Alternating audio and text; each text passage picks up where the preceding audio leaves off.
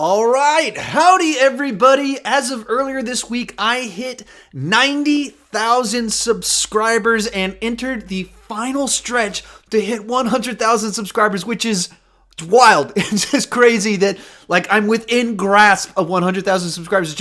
It's like the dream of everyone that starts a YouTube channel that someday they could get to 100,000 subscribers and go full time.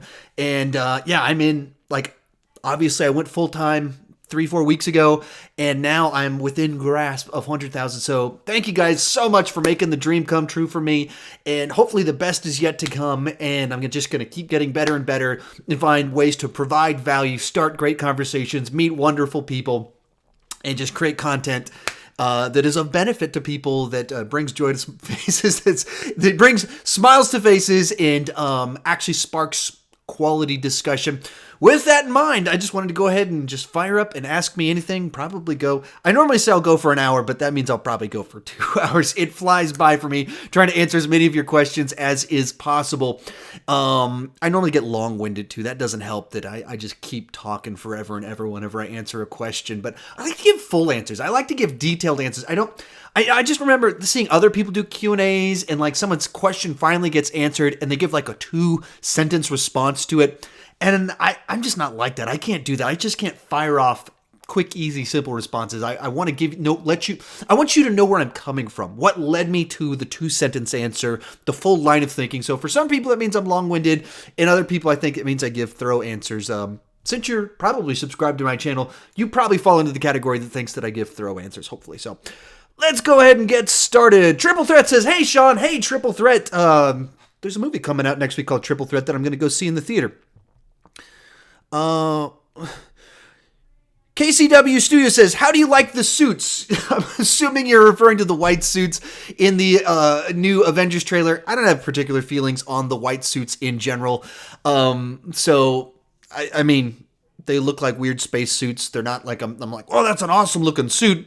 But then again, I don't think space suits look awesome either. So I don't have particularly strong feelings on them. Dylan Kaiser says, who is your favorite Avenger? I go back and forth between Iron Man and Captain America. They're two very different people, two different ideologies, heroic in two very different senses. So both of them are interesting in very different ways, and both of them have been fleshed out a great deal inside of this universe. Han Solo, Tube HD, do you like Blade Runner? Not really. I don't like the original one very much. It's not a bad movie. It's not a poorly made movie. It's just not a movie that resonates with me. It's too artistic. I like Blade Runner 2049 a whole lot more than I did the original Blade Runner. And it's just a preference thing. I'm not like when people are like, I love this one. I don't get it. I can watch it and be like, there's things about this that are really good, but it's just not a movie that I'm just not wired that way. So I'm not pointing fingers at anybody. I'm not trying to change anybody's mind. It's just not a movie that clicks with me.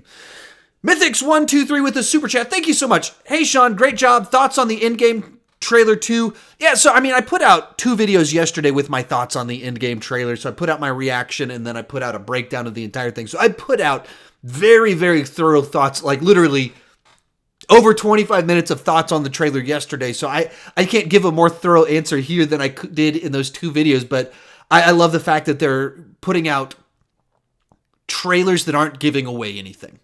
They're putting out trailers that tease the themes, the direction things are going, and at the same time, we just know that they're lying to us. We know they're misleading us. We know they're CGing things out. So I'm very pleased with the marketing of these movies thus far. Kingdom Inferno, can you make a video about James Gunn's return? I already did. I already put out a video on James Gunn's return, so I put that out 5 hours ago. Hector Gonzalez, what's your favorite movie that made you think your whole life? What's your favorite movie that made you think your whole life? I'm not quite sure what you're saying there. I don't really have a favorite movie. I don't really. I'm known for ranking things and putting things in order, but I can do that with a category. If you put it nice and small, I can put those in order, but just in general, picking favorites is incredibly different for me. So in here, people are going to ask me about what's your favorite this, what's your favorite that. It's really tough for me. I like variety. I like diversity. I like different types of things and different types of mood. And I don't like comparing apples and oranges. So apples and oranges are both fruits. They have a lot of things in common. But I think an orange is very great at being an orange and an apple is very great at being an apple. So I don't think we need to have a battle between the two. So I don't really like to pick favorites. I've got a video where I picked 10 of my favorites. And even in that, I cheated. Like I put all 3 of the original Star Wars trilogy in there and stuff like that. So, it's all throwback stuff. It's all things my age that we all love. It's a real generic list. It's Die Hard, Back to the Future, Terminator movies, original Star Wars trilogy, Indiana Jones. It's stuff like that. I like mainstream things, and I'm totally fine with that. Zed Gaming and Movie Talk. Who should play Batman? I don't know, because I don't know what they're going for. I'm kind of cool with the Armie Hammer rumors. He was cast 10 years ago. For me, he's a big enough guy. He's a solid enough actor. And he's not A-list enough. Like, people like that know movies know who Armie Hammer is, but he's not an A-lister. Like Ben Affleck, I thought he was perfectly fine in the role, and I really liked some of the stuff with him in these movies, and I like that he's a big guy playing the role. But I don't like when they cast someone that I so recognize for such a prominent role. I prefer it when they cast someone that we can just kind of go with them. You go back with a lot of these, the MCU, one of the things they've done really well is a lot of the people, not all entirely, but a lot of the people, their careers were made by Marvel. They were talented actors that talent agents knew who they were, but they were not recognized by the target audience of MCU films. Robert Downey Jr. was washed up guy from years and years before. Chris Hemsworth had been in Star Trek 2009 in the first 10 minutes, did a great job, but people didn't know who he was. Chris Evans had been in a bunch of stuff over the previous 10 years, but he wasn't like A-list. And so they cast these types of people, and so we identify them with the one role. We don't see them in everything else that they've done before. So I think Armie Hammer could fit that role, but I'm pretty open to a lot of different things. So got to clean some stuff out of here. Some people saying some horrible things in the chat. Very frustrating. All right. Chester Higgs says, have you watched Umbrella Academy? No, I have not. I keep getting recommendations. I said that I might watch it if my sister gave me a positive thumbs up. She gave me the positive thumbs up. She told me I should watch it. So I might start watching it. It's just a matter of busyness. My time. I like to do all my ranking videos that I do, and I put out a couple of ranking videos every single week. I watch all those movies. That's all, sometimes why I'll do so many Marvel ranking videos is I've watched all the Marvel movies and I can make multiple videos out of it. To do a video ranking all of Tim Burton's movies when Dumbo comes out, that's like 15 movies, 17 movies I have to watch in this month so I can do that video.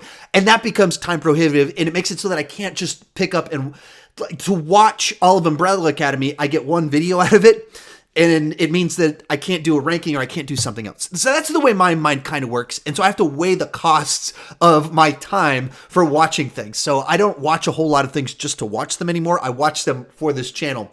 And being that I watch movies for this channel that I want to watch, I'm perfectly fine with that sacrifice, but it does come with the cost of I can't just experiment with a whole bunch of TV shows at random, and why I can't watch as many TV shows. SM Phantom says, when was your first video uploaded? I don't actually know, because I ran several YouTube channels for the church that I worked at and several other things like that. I don't remember the first time I uploaded a video to YouTube. The first video on this channel right here, I think is from 2012, and it's a video of me getting hit in the face with a fireball.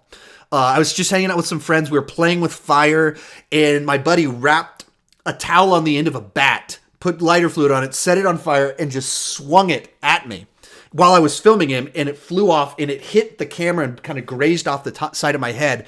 And so it's this amazing video. That's the first video on this channel. I think it's from 2012. And then, and that night was even crazier, because right after he did that, hit me in the face with the fire. Or actually, I don't remember the order of it, but he also set my lawn on fire that night. We set a bucket of gasoline that he shot with a Roman candle. Then he walked over, hit it with an axe, and the gasoline poured all over my mom's yard. It was bad. yeah, it was interesting the way all that played out. So that's that one. The first one that was like a review, I think, was May 2013. It was either Star Trek Into Darkness, maybe Now You See Me Now, maybe the first season of Arrow. It was something like that, but it was May of 2013. It's the first time I posted a video on this channel. Sean Chandler Talks About. This channel in its current form actually started July of 2016 with my review of Ghostbusters. I put out like several prototype videos over a span of 3 years starting in May of 2013. And every 6 months I post a few videos. It didn't stick. I was too busy with life. July 2016, I posted that Ghostbusters video, and I've consistently posted content since then. And that was the first video I posted under the name Sean Chandler Talks About. I consider that the beginning of this channel. Everything else is prototype type stuff. Gallup Gaming, do you want to see Indiana Jones 5? No, I do not want Harrison Ford to start in Indiana Jones 5. The appeal of Indiana Jones kind of necessitates like a young guy, not even young, a guy that's still in his prime. It's not Harrison Ford in his late 70s. Harrison Ford was born in 1942. He looks great for a man that is 77 years old or 76 years old. He looks great for that. He's in great shape for that. But he's not in Sylvester Stallone horse steroid shape. Like Sylvester Stallone is in freak shape for being in his 70s. Harrison Ford's just like a guy that's taking care of himself. And so the idea of seeing an aged Indiana Jones, it just doesn't fit. Like even Kingdom of the Crystal Skull's kind of even lost it a little bit. There's something about him set in like the 30s, this guy in, around 40-ish years old, handsome, intelligent, and an adventurer. It's just not the same thing when he's almost 80 years old, when he's almost twice as old. It's just not the same. And I don't think it'll end his legacy on the right note. I would love to be proven wrong. Totally would love to be proven wrong. The CDC Show 56. Are you a Christian? Yes. I actually worked at a church for 8 years, running the youth ministry. I was the backup preacher, and I also did communication. So I did like video announcements. I did graphic design for them, website, everything like that. A lot of that helped me launch my channel here. But if you go to my second channel, Sean Chandler, there's a couple of live speaking things. Those are little excerpts from me. The excerpts that I show are just kind of me telling funny stories and stuff like that, so you know what my stage presence is. But there's a link inside of that if you want to see the full sermon, if you're into sermons and things like that. But and I still go to the church that I worked at. Bruce Wayne, do you have a press screening for Us? No, I do not have a press screening for Us, so I won't see it until whenever everybody else sees it. So my review will probably be up Friday. So Friday is when you can expect my Us review. I was not able to get a press screening on that one. The Life says Star Wars or Star Trek. I don't think there's any comparison. I think it's a totally dubious distinction. Are you Star Trek or Star Wars? Star Trek is science fiction. Star Wars is space fantasy. They're just two different genres. It's very stupid to compare them just because they both have spaceships. I think it's a very dubious thing. Green Turtle Gaming, what is your opinion on James Gunn being back? I put out a video about that earlier today, so check out that video if you would like to know more about all of that fun stuff. Gamer Girl says, now that James Gunn is back, does that mean the cosmic side of the MCU is in good shape again? I didn't think it was ever in danger. I didn't think that him leaving put it in danger. I think it might have put Guardians in danger, but I thought Taika Waititi did a fine job with Ragnarok. I didn't have specific issues with the cosmic side of Captain Marvel. That wouldn't be like, the cosmic stuff was screwed up in it. Like, it didn't screw it up. Maybe it was a little bit bland and clunky in the direction, but it didn't screw it up or anything.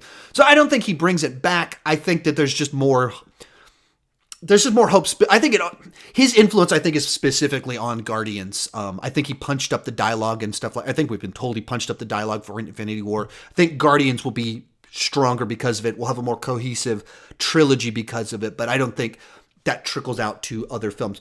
All right, we got sorry. Whoa, holy cow. I've got a bunch of super chats that I missed in here. I'm sorry about that, everybody. Martin, very, very sorry about that.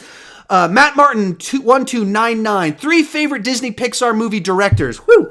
Brad Bird, done great work with Pixar, Iron Giant. He was my pick to do a Star Wars movie. He went off and did Tomorrowland instead. So him. Russo brothers, you got to go with the Russo brothers. I think the Russo brothers have done inside of the MCU.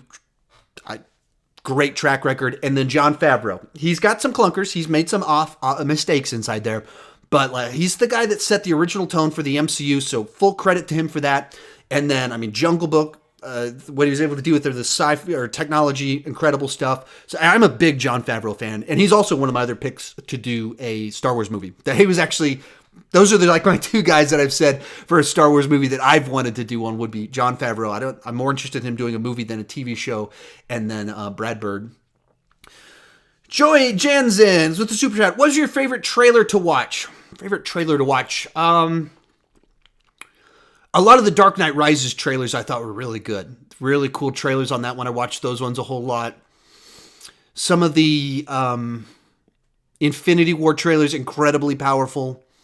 And probably the one that's, this is a bit of a cheesy story of sorts, but Star Trek 2009, I think the second full trailer for it, it dropped at just the right moment in time in my life where I was having to make some big choices. And then the speech in it from Pike to Kirk is even different footage. It's a different take than the one that's in the movie. Hit me at the right notes with me, and I took the job at the church, actually, that I talked about just a second ago. Took that because of that trailer, so that was probably a huge one for me. Thank you for the Super Chat. Road to Dawn with the Super Chat. What's your favorite TV show of all time? I don't like to pick favorites. Recurring theme in all of this. People keep asking me my favorites. Some of my favorites, Seinfeld from the 90s, Star Trek The Next Generation, Batman the Animated Series is phenomenal, one of the greatest animated shows of all time. Daredevil, love Daredevil. The Shield is a very cool TV show that went strong the whole run. And then The Office, of course, The Office. So this is some of my favorites of all time. The Ski Mask Frag, what are your thoughts on Tenacious D Pick of Destiny? I've never actually seen it. So I was huge into Tenacious D when their first album dropped. And Wonder Boy and all that stuff. I saw them actually in concert in San Antonio back in, I believe, 2002. And it was Weezer, the Foo Fighters, and Tenacious D. I think that was the lineup, which is a pretty incredible lineup. And it was just right as all of them was kind of peak their fame and everything like that. So that's when I saw them. But by the time Pick of Destiny came out, the joke felt a little bit played out, and I didn't see good reviews for it, so I never actually even ended up seeing Pick of Destiny.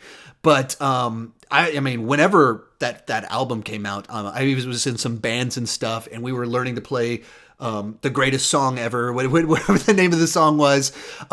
Just love that one. Even actually, before the album came out, they had an acoustic version that bootlegged on the internet, and you had to get it off of Napster. This is old school, how to bootleg music. And so I had the bootlegged version of that song. And they were slightly different from the one that they released, and they added some bridges and stuff into the album version. And so I listened to that original one, but I haven't seen Pick of Destiny. Mitz, hey Sean, any advice and what's a Super Chat as well? Thank you so much. Hey Sean, any advice for a new YouTuber like me? I put out several different videos on some of my other channels.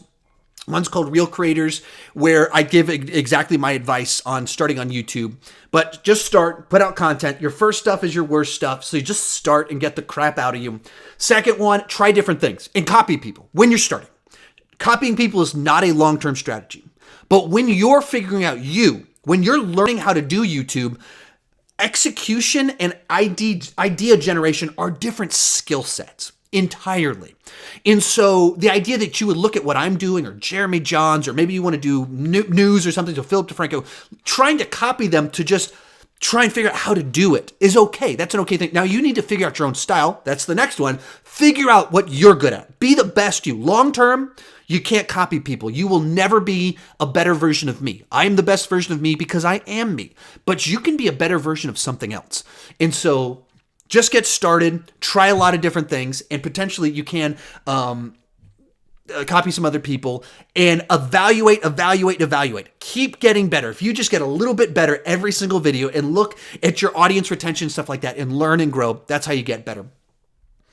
Okay. All right, I'll take a couple non-super chats and get back to the super chats. I'm sorry about that. I'm trying to watch my going back and forth watching between the the different categories on here. I don't have anyone with me, so I missed that there were some super chats and they lined up on me. Caleb O'Hare, what are your thoughts on the New Zealand incident? It's just horrific that that there are people out there that are that sick, that are that twisted. I don't have any interesting take on it. There's sick people in the world, and sick people have always been in the world. They always be in the world. Part of humanity is there's some brokenness inside of us, and sick things happen. And so, I don't have anything to say beyond that other than it's just heartbreaking. It's really heartbreaking that things like that happen, and that things happen so frequently. And some of the reason we know the frequency feels so frequent is that the news lets us know about all of it, and because of social media, we can feel all of it. But there's just a lot of stuff like that happening recently, and it's really sickening that it happens.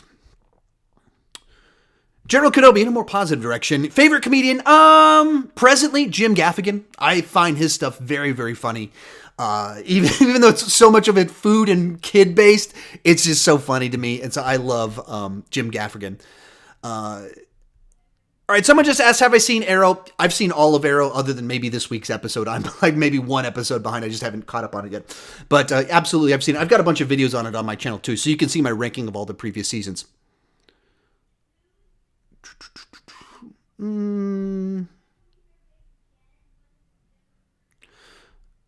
All right.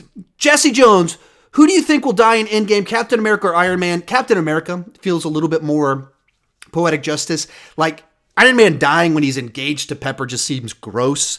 A soldier dying as a hero feels very fitting. I've seen some other rumors. I read some other rumors about maybe Captain getting sent back in time and living out his days with Peggy. I don't know what's going to happen. I would say Captain America is the one more likely to die. Harley Noogle, do you have any bold predictions for Endgame? Tomorrow, I'm dropping my 10 favorite theories for Endgame. So stick out, come back tomorrow. You'll see my 10 favorite Endgame theories. But yeah, I've got a video already shot and mostly edited, already in the works for that one. David Golden Duck, have you seen Smallville? Yeah, I've seen all 10 seasons of Smallville. I was a huge fan of Smallville during its big run. Road to Dawn with the Super Chat. Thank you so much. Who do you think should direct Venom 2? I'm sure they're going to bring the same guy back because the movie was so successful. So I don't really have anyone in mind. I haven't thought about who. Obviously, I wasn't the biggest fan of the movie. There were things about it that I really liked. So I would be game for the same guy coming back. Let's get new writers, though. My biggest problem with the movie was the script and just all over the place, plot holes, just very uneven. So I think if you can stick to the tone of once Venom showed up, that stuff was all good. So do all that right that the director did, and then get a bunch of other people to kind of make this thing happen. Cody Leach with the super chat from 10 minutes ago. I love you. I love you too, Cody Leach. He's one of my best YouTube friends. We actually talk on Facebook all of the time. So yeah, thank you so much for tuning in, and thank you so much for the super chat. I very much greatly appreciate it. AJ Daniels. Woo! All right, this might be a little bit juicy. Not to start anything, but any thoughts on the Michael Jackson situation that's happening right now? So I haven't seen the special. I think it's on HBO. I don't have HBO, and then it's so long that even if I did have HBO, I'm not sure that I would watch it because it's just so long. I don't want it to be true, because if it's true, that means that children were molested, and it kind of does take away one of those childhood idols. And I was a huge Bill Cosby fan. My family, we used to go on these 6-week-long car road trips around the country, and we drive from Texas to Washington, D.C. to California and stuff like that. And we would listen to Bill Cosby's cassette tapes all throughout the car rides. And then we listened to Michael Jackson as well on these car rides. And so when it was when everything came out that it was like Bill Cosby is a rapist, suddenly all of these family-friendly stand-up comedian routines, they're not so funny anymore. So I lost something. I mean, obviously, compared to the actual victims, I didn't, nothing compared to actually being a victim of rape. But as a society, I felt like we lost something great in that. Because I think he was an amazing comedian. And who's my favorite comedian? If you'd asked me that pre all this stuff, Bill Cosby is one of the greats of all time. And we lost that. And that same sort of thing is kind of happening. If this is all true about Michael Jackson, you lose it. And there's been the rumors, speculation for a long time. But it seems like when there's more credible stuff, it gets scary. So for that reason, I hope it's not true. I haven't seen the special. It's just real. Back to things said before, it seems unfortunately a recurring theme inside some of this, that there's just a lot of sick people in the world, in which case it could be true, in which case you can't really listen to Michael Jackson the same ways you could before. In anything, you can separate the art and the artist, but when we're not talking about just about their opinions, and artists have crazy beliefs, but when they're really disturbed people that have done sick things, it becomes a lot more difficult to enjoy their craft afterwards. Full Tanks Robs with a super chat. Thank you so much. Have you ever considered going to film school? And please don't live streams like you stated. I can only watch them after they're live. Have I ever thought about going to film school? Yeah. I have actively looked into what film classes are available at the local community college here, so that I could go and take some film school, both so I could learn more about film. So right now, this is my priority. I'm not looking to make movies, but going to film school, learning about directing makes you see movies differently and gives you a better vocabulary to talk about them. And I've absolutely thought about it from that standpoint. And my friends and I have been talking about for years about making a movie. I've written out a whole treatment, not a script, but a treatment for a story that we might make someday about time travel comedy type thing, because we like time travel movies. And so we've thought about doing it, just self-financing, pool all of our money together and do something like very confined environment, $40,000 movie or something like that. And so in which case, film school would be very difficult. I absolutely thought about it. As to your second point of not reviewing live streams, it all depends. I don't want to just flub my channel. If I start doing very regular live streams, I'll start doing them at different times of day where you could actually join in on them. But at the same time, I don't want to feel like I can't put up a live stream because I don't think it's going to be my best content. Sometimes I want to do this just so I can have the in-present interaction back and forth, and that's why I might pull them down. I might start doing doing them a lot more often and go deeper with people. So that's why I might do something like that. That's where that statement came from. All right. Someone just asked about the Umbrella Academy. I talked about that earlier in here. Someone just asked me about Game of Thrones. Please read the description down below about some of these shows. I wrote that description specifically to answer some questions before they get asked. Ephraim Canton, what do you use for your hair? Sorry, I didn't bring my product so I could show you specifically. I use a hair paste normally to kind of get the perfect, the waves. I like the certain waves to them. And then for doing videos, I'll normally spray paint, hairspray so it stays stiff. I don't like to actually have actual hairspray in my hair because I like my hair to move and not just feel like a cone on top of my head.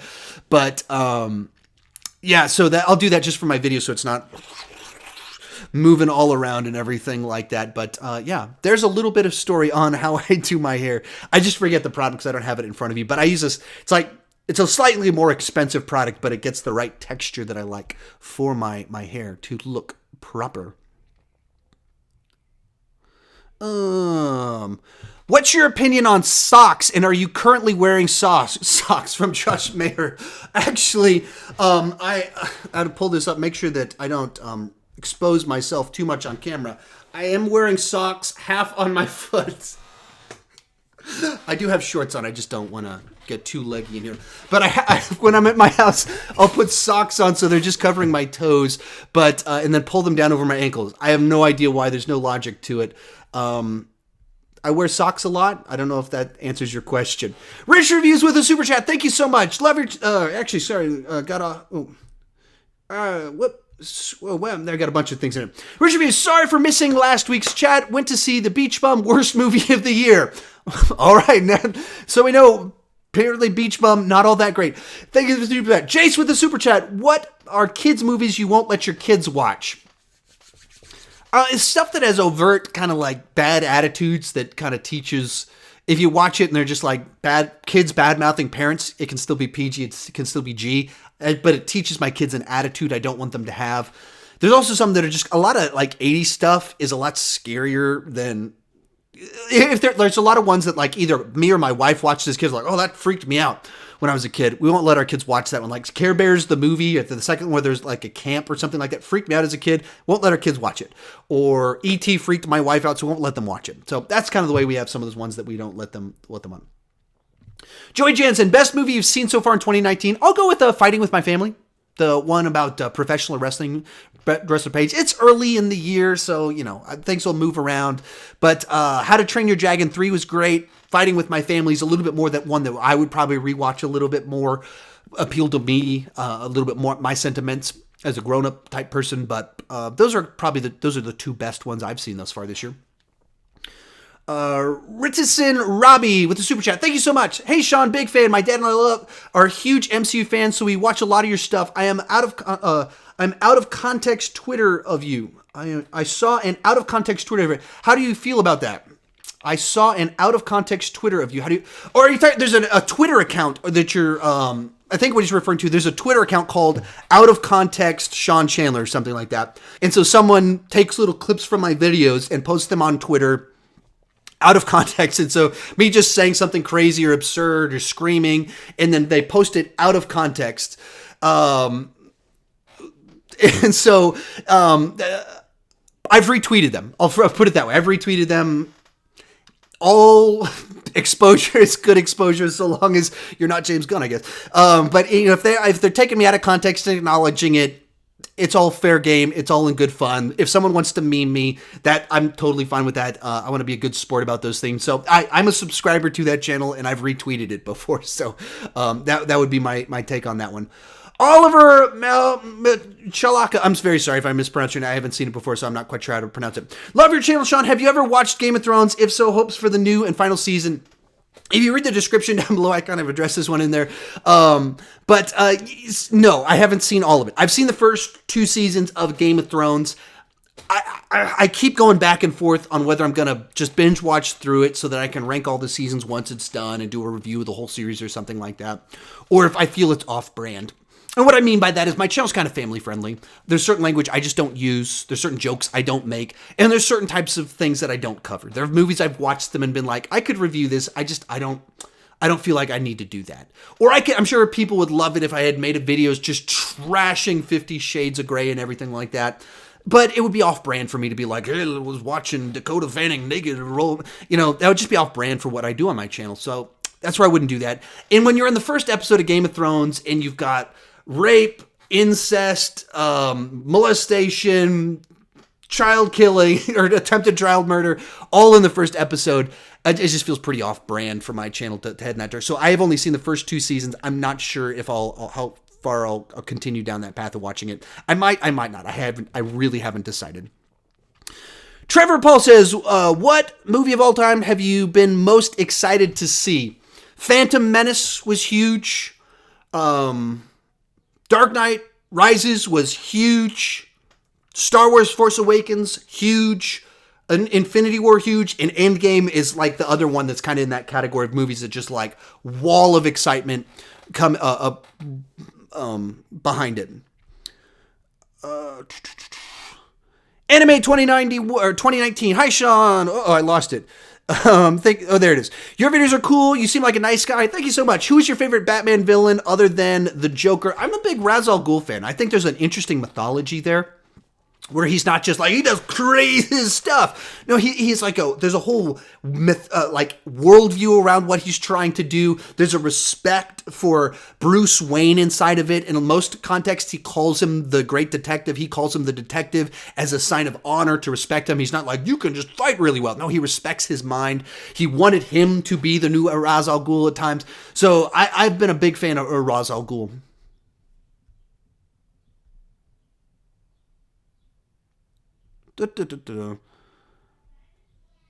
Robbie Vlogs, what is the worst movie you've ever seen? I don't know. It's tough to pick a worst because worst can mean a lot of different things. I did a video last month of the 3 best so bad they're good movies. Like The Room is a brilliant, awful movie. It's perfectly bad. Trolls 2 is a perfectly bad movie. But like when you're talking about like most boring movie, there's like 1,000 movies that just kind of all fall into that pool of like they're perfectly unwatchable. All these direct-to-video movies are just like totally bad movies that are tough to get through. But comparing that to a bad blockbuster, like one of these Michael Bay, the Transform movies when they got really bad, those are very different types of bad. So it's tough to answer the question. Andrew Dominate, hey, because of your past, do you relate to Iron Man anyway? You could mean a lot of different things like that. About that time I was held captive in a cave and built a robot suit?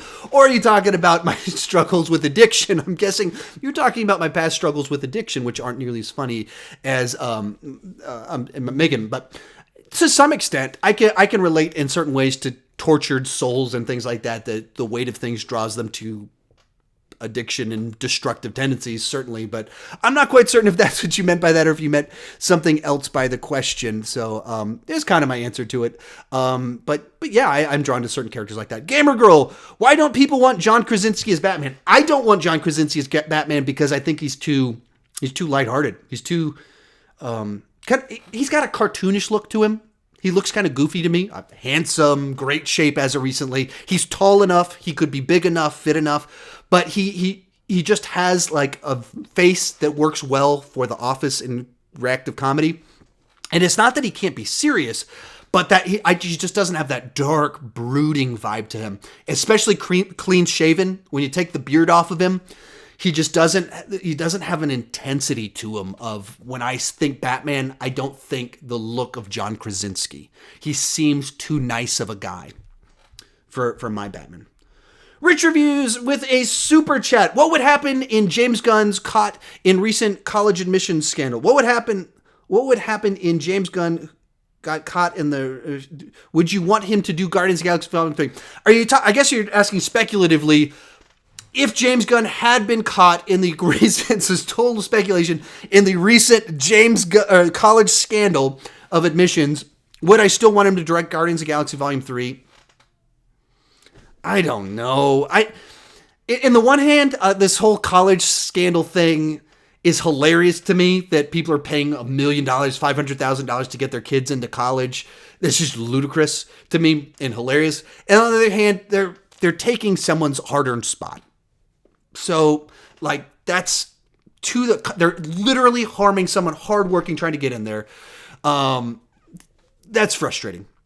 But, so, should he lose the job?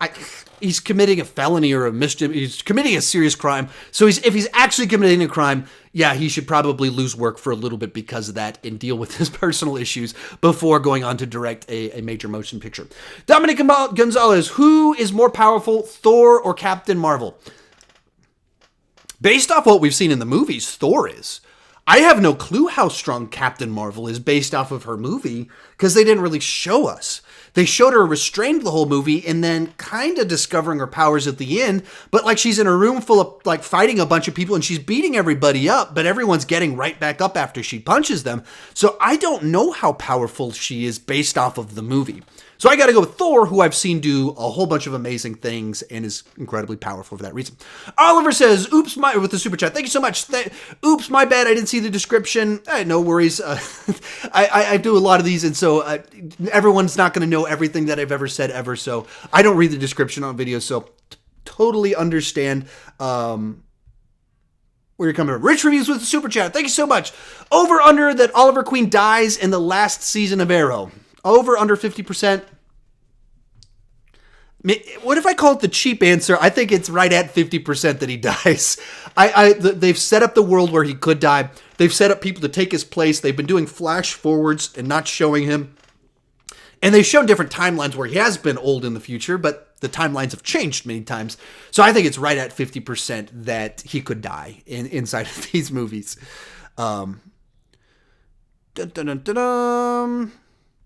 Stephen Hill, hey man, Shawnee, the Joker and Penguin got beat by Roz. Whoa, yes, talking about my answer before. Yeah, I definitely would go for Roz. Joker was counted out on the question, the way it was worded, but yeah, I would pick Roz out over the Penguin. Absolutely, I would. Mustang, thoughts on the Hobbit and Lord of the Rings trilogies? Not a big fan. I don't hate them. I'm not going to criticize them. I'm not trying to convince you not to like them. They're not movies that have resonated with me. Same with Harry Potter. Like Star Wars, Star Trek, the MCU, Batman movies, comic book movies in general. resonate with me on a level that Lord of the Rings and Harry Potter just never have. So, take that however you would like. They just don't resonate with me the way other films do. Toby Claridge, what do you think happens at the end of Endgame? I have no clue. I don't have any guesses because there's no way I would be able to guess that because they haven't really given us much of where the movie's going, and we don't know what movies are coming afterwards, so I have no guesses. Kyle Plays, what's your worst MCU film ever? I've obviously got my rankings out there where I give my full thoughts on all of this. It's really kind of a three-way tie for different ways between Iron Man 2, Thor 2, and Guardians 2. The twos, besides Winter Soldier, have generally speaking, very much underwhelmed me. But so I think Thor: The Dark World is just a very bland, mediocre movie. Iron Man 2 is just a movie with way too many plots. Jon Favreau said he wanted 3 years to make the movie. They gave him 2 years to make it. He said, I need 3 years to get the script right. They gave him 2 years. The script didn't turn out right, and so the movie suffered for it. And then I've said repeatedly that Guardians of the Galaxy Volume 2 is, I think, my least favorite story in the MCU. I find it pretty distasteful. Just because there's like child torture, then Looney Tunes comedy in the next scene. That's uneven. That's weird. It just kind of shrugs off the fact that Star-Lord has thousands of siblings. He learns he has thousands of siblings and they've all been killed by his dad. I just think there's something very off-putting about an orphan who's always wanted to meet his dad and then finds out that he has a real dad and he's killed his mom, killed all of his siblings, and then he has to kill his own dad. And then he discovers that his adoptive Yondu father really cared about him. He has a special bond that's connected at the last moment just before now his surrogate father has to die. I think all of that is pretty off-putting stuff, especially for the MCU. So I just think it's pretty... I get why someone else might like it. It confuses me that other people are like, what? You don't like this movie? That's shocking. Really? Is it that shocking? Oh, Snow Campaign. Do you think that X-Men and Fantastic Four should be in the MCU in the future? Absolutely. I think that that's how you do Phase 4. Because we're probably losing Captain America, Thor, Iron Man as kind of the mainstays of the franchises. They're not going to be the star of the MCU anymore. So how do you retire them but not lose momentum? How do you retire them but keep things just as exciting as ever? X-Men and Fantastic Four. How do you have Thanos defeated and continue things going forward and have it be just as exciting and have new villains that we haven't seen that are still awesome? Magneto, Galactus. You bring in Fantastic Four and X-Men villains, and this thing just goes in a new direction that just is awesome. So that's what I think they're going to do, or that's what I hope they do. Jason Nike, are you excited for Rambo 5? Absolutely, I am. Yeah, I'm a big Stallone. Well, I am such a big Stallone fan that right here I have Sly Moves. Do you have Sly Moves right next to you at every given moment? I do. So I am a huge Stallone fan. So of course I'm excited for it. It should be a good send off for it. So I think that's a good thing. Ethan G. Customs. Hey, Sean, love your channel. Thank you so much. Would you ever think about ranking every movie based off Stephen King books? Probably not, because there's too many. And nobody's watched all of them. That's the problem. So you think, what's a good video for my channel? Like my channel, what I want to do is create videos that start conversations. That everyone can join in on the chatter on it. Or as many people as possible. How many people have actually watched all of his adaptations? Not a lot of my subscribers. I don't know how many people out there have. But for me to do that video, I have to sit down this year and watch 30 plus movies to do that video that I don't think a lot of people could participate in the full experience of the video. Contrast that with the MCU. People have watched all of them because they've all come out in the last 10 years. They've all been blockbusters. In some of the, Stephen King has done TV movies. He's done flops. He's done mega hits. He's done the full spectrum. So it's a much more difficult video to do that requires a ton of time that far fewer people can join in on. But what I could possibly do is like a top 5. Maybe I could do that. I feel bad doing a top 5 though if I haven't watched all the movies because it's not really a top 5. It's just like, of the 10 I've seen, here's my top 5. And that's a little bit dishonest. So that's where they get really tough for me. Alan Alan Nader says, did you know people all the way in Finland watch your stuff like me? That is awesome. I love hearing all the different places people are from that watch my videos. Actually, while you guys are just right now, I think this will be fun. Everyone say where you are at while you're watching this, because right now there's 243 people as of this moment watching this stream right now. And they're probably people from all over the world. And I think that's awesome that movie lovers from all over the world can join together, hopefully have positive, encouraging, nice conversations, trying to fight the toxicity that's so much of YouTube, so much of Twitter. Hopefully right now we can be positive. So yeah, where are all you guys at as you're watching right now? Kind of throw it down in the comment section. Attention Span says, do you want another Teenage Mutant Ninja Turtles movie? Yeah, I think it's a franchise that, they didn't quite get it right this last go round, but I think it's a franchise you just keep every 10 years you can relaunch it like they did with Spider-Man. Because it's inherently kind of a youthful, different franchise.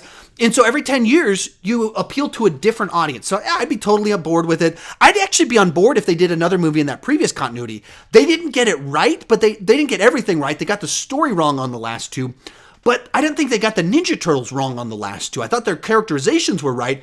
They just botched everything else. And so I almost would be open to it if they got the right script for it. So, all right. Oh, here we go. We were saying here, Kingdom Inferno's in North Carolina. Attention Span, you were in Dallas, Texas. Connor Williams is in Ohio. Public Crown, Virginia. Bathmaster is in Sweden. Awesome. We got Technos in Australia. Gamer Girls in Massachusetts. Ogre Boy 1991 is in Oklahoma. Austin Blake is in Ireland. Joe Marshall is in Scotland. I mean, just right there, you can just see people all over the... Yo Bear is in Australia. One of my people from my Patreon page over there. I forgot what he said, actually. Thank you for joining in.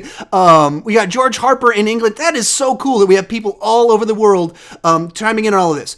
Zyhem Mir, have you ever played the sorry if I mispronounced your name. Have you ever played the Arkham games? Yes, I have. I've played through the first three, and I own but have not played through Arkham Knight yet. So I think they're great. They're great games. Back to the super chats. I missed some of these ones. Trying to go back and forth between everything. Drac Furtzenberg, thank you so much for the super chat. What's your favorite go-to scary movie? The Scream franchise. I love the Scream franchise. Those are the horror movies of my high school days. All of those Kevin Williamson, kind of tongue-in-cheek, self-aware ones. That's what came out when I was in high school. So I've always loved the Scream franchise. All four of them I think are good. The third one's the weak point in it. The first two are both pretty well excellent. Cole Pratt with Super Chat, thank you so much. Have you ever watched the Clone Wars? Yeah, I've watched the whole series. I dig it. I think the series itself is better than the movie that kick-started the whole thing. I never loved it as much as some people loved it. Some people are like, oh, this is better than the prequels. It makes the prequels so much better. I never fell in that camp, but of course, it's a very well-made series. My son likes it, so one of these days, I need to just watch through all the way beginning to end with him. I guess there's a new season coming out, so maybe I'll try and do that over the next little window of time to be able to do that, something cool with my son like that. Stan Olsen, thoughts on Martin Scorsese? I mean, he's one of the greats of all time. He does more serious dramas. It's not quite the spot that I most naturally gravitate towards. He, of course, he makes movies that I love to watch once, but they're not movies that I like to rewatch. I'm kind of a big franchise guy. That's why most of you guys subscribe to my channel, is because you watch me talking about some blockbuster or Marvel movies or something like that, some ranking video, a franchise. And that's where kind of my sweet spot is. So I watched a Martin Scorsese one time. I'm like, that was really cool. But I'm not like super deep into Martin Scorsese knowledge lore or like, who's my favorite director. I'm not quite that guy. Rich Reviews with the super chat. Thank you so much. And I'll be caught up on these. Apparently Spielberg and Netflix agreed on a truce. That's good. I hope so. No, it's no fun when my favorite director is battling with Netflix, which I've been a subscriber to for over 15 years now. So I want them to get along and be good friends with each other. Carved Parachute. Have you ever watched Baby Driver? Oh, of course I have. I have a review up on my channel. Edgar Wright's a great director. It's a great little action heist thriller of sorts. Very smart way to direct a movie. So yeah, absolutely. I've watched that one. The Stooge, do you think Spider-Man 1 is better than Spider-Man Homecoming? According to my rankings, I do. Yeah, I do. I think it's a little bit more emotionally weighty of a film, whereas Spider-Man Homecoming is a more fun film. There's a slightly more deeper themes and emotion to the original Spider-Man. The score is better. So there's just a few of those things that I think are just make for that next level type movie. I love Spider-Man Homecoming. I watched it last night. I was thinking about this exact question last night because I was watching it with my kids. But I would go for Spider-Man 1 over Spider-Man Homecoming.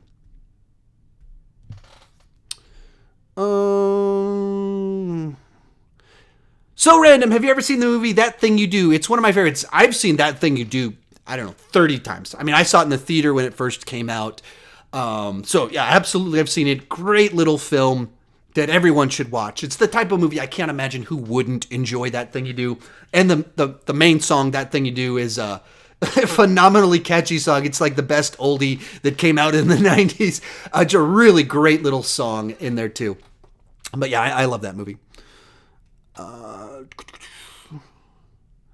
Logan Studios, do you think the Arrowverse will suffer from the end of Arrow? No, I think the Arrowverse would do well to have fewer shows going. I mean, you can just look at the quality of it. When there was just one show, it's some of the best Arrow. Then when there were 2 shows, Arrow started to suffer. And then when there were 3 shows, Arrow really suffered. And so I think that they've had the problem of having too many shows, and that has consequences at a certain point in time. So I think absolutely that it's a good thing. And Arrow's been running for 7 seasons, and they said, hey, we're going to give you 10 episodes to close things out. That's what every show should do. Every network, when they close cancel a show, they should, hey, you get 5 episodes to close it out. You get 10 episodes to close it out. That's the right thing to do. The show's been going for 7 years. 10 episodes is probably what they need to wind things down. But that's respectful to the fans, and that's a great run. That is an incredible run for a TV show. So I think what they're doing, it's all thumbs up. I'm totally on board with the whole deal on all of it. Turtleboy110 says, hey, Sean, say hi to me. Hi, Turtleboy110. All right, got some super chats in here. Nose itching. Jace, favorite Burton film. Happy birthday, Michael Scott. Favorite Tim Burton film? Actually, I've been thinking about that one. Literally today, earlier today, I was watching Batman 1989, just trying to prep up to work towards potentially doing a top 5 video for Tim Burton movies after Dumbo comes out. My favorite, I think I have to go Batman 89 just because that's the one that I've watched. That's such an important part of my childhood. I've said this many times before, but right here next to me as I'm filming this, I have my Batman 1989 cards. I've got the full set. I've actually got these guys in here too. Hey, look, wow, I've got these Marvel cards in here too. If you're wondering how long I've been into comic booky nerdy things, here are my early 90s cards for Marvel too. Wow. You got Ant-Man and everything in there. I need to look through this thing. I haven't looked through that enough. I gotta go that one. But I'm gonna watch through them. Maybe I'll change my mind watching through them. Eric Valdez, with my nose, it's just killing me. Need to drink liquids. Eric Valdez, is the Living Tribunal good, bad, neutral? And they are owned by Marvel Studios or Fox. Could you do a high school movie list like Easy A, Juno, like Napoleon Dynamite? All right, I'm going to try. Is the Living Tribunal good, bad, or neutral? I don't know what you're saying. I'm sorry, I don't know what that question is.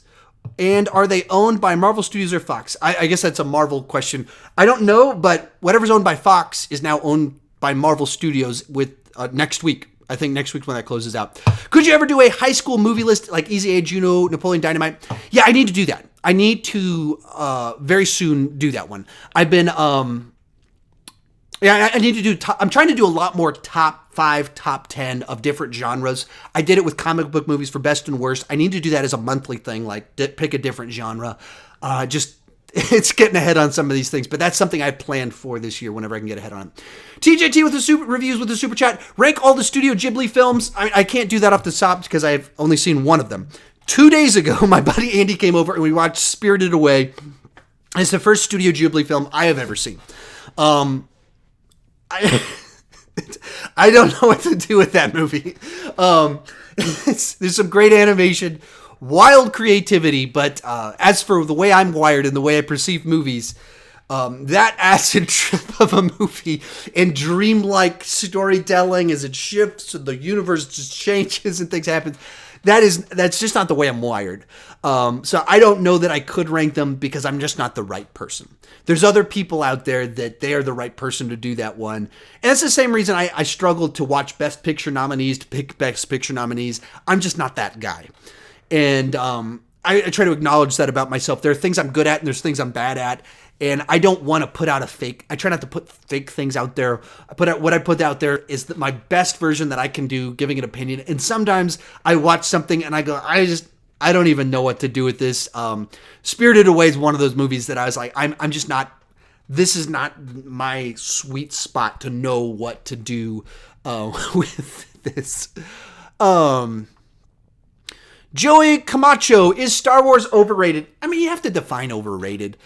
In its societal impact, no, it's not overrated. It is a cultural phenomena that defined a generations of pop culture and continues to be loved 2 generations, 40 years later. In that sense, it's not overrated at all. But if you look at it in other senses, is it overrated in the actual specific quality of the films? Probably. I think there's something about the world that gets us swept away in it, and the type of storytelling hits people on a deep level. The toys, the video games, it's such a big, gigantic world that you can join in on, that I think certainly we can overlook the flaws of the films. And the success of the films themselves is almost mythical in nature, and the story of George Lucas and everything. In which case, in that sense, the immediate quality of the films is almost certainly overrated. But its impact on people and the emotions they felt were real. So, a lot of things to consider. Luis Torres, hey Sean, rank every character in Parks and Rec. I was going to, but then my video ranking the seasons didn't do well. There just wasn't demand. For the amount of effort to make the video, it just didn't click with people. And so, that's where I didn't do a second one. If you want to share my ranking of the seasons, get everyone you know to share that video, and that one could get up to like 20,000 views, I'll probably change my mind. But it just felt dead on arrival, and it just has not gotten any traction, so it doesn't seem very likely. DeVito, what's your favorite black and white era movie? I don't watch a whole lot of black and white stuff. So when I say this, it feels like I'm just giving the cheap, easy answers that you're supposed to give for this kind of thing. But Citizen Kane, a very cool movie. One of those movies when I first watched it, I was like, oh, I understand what a great movie is.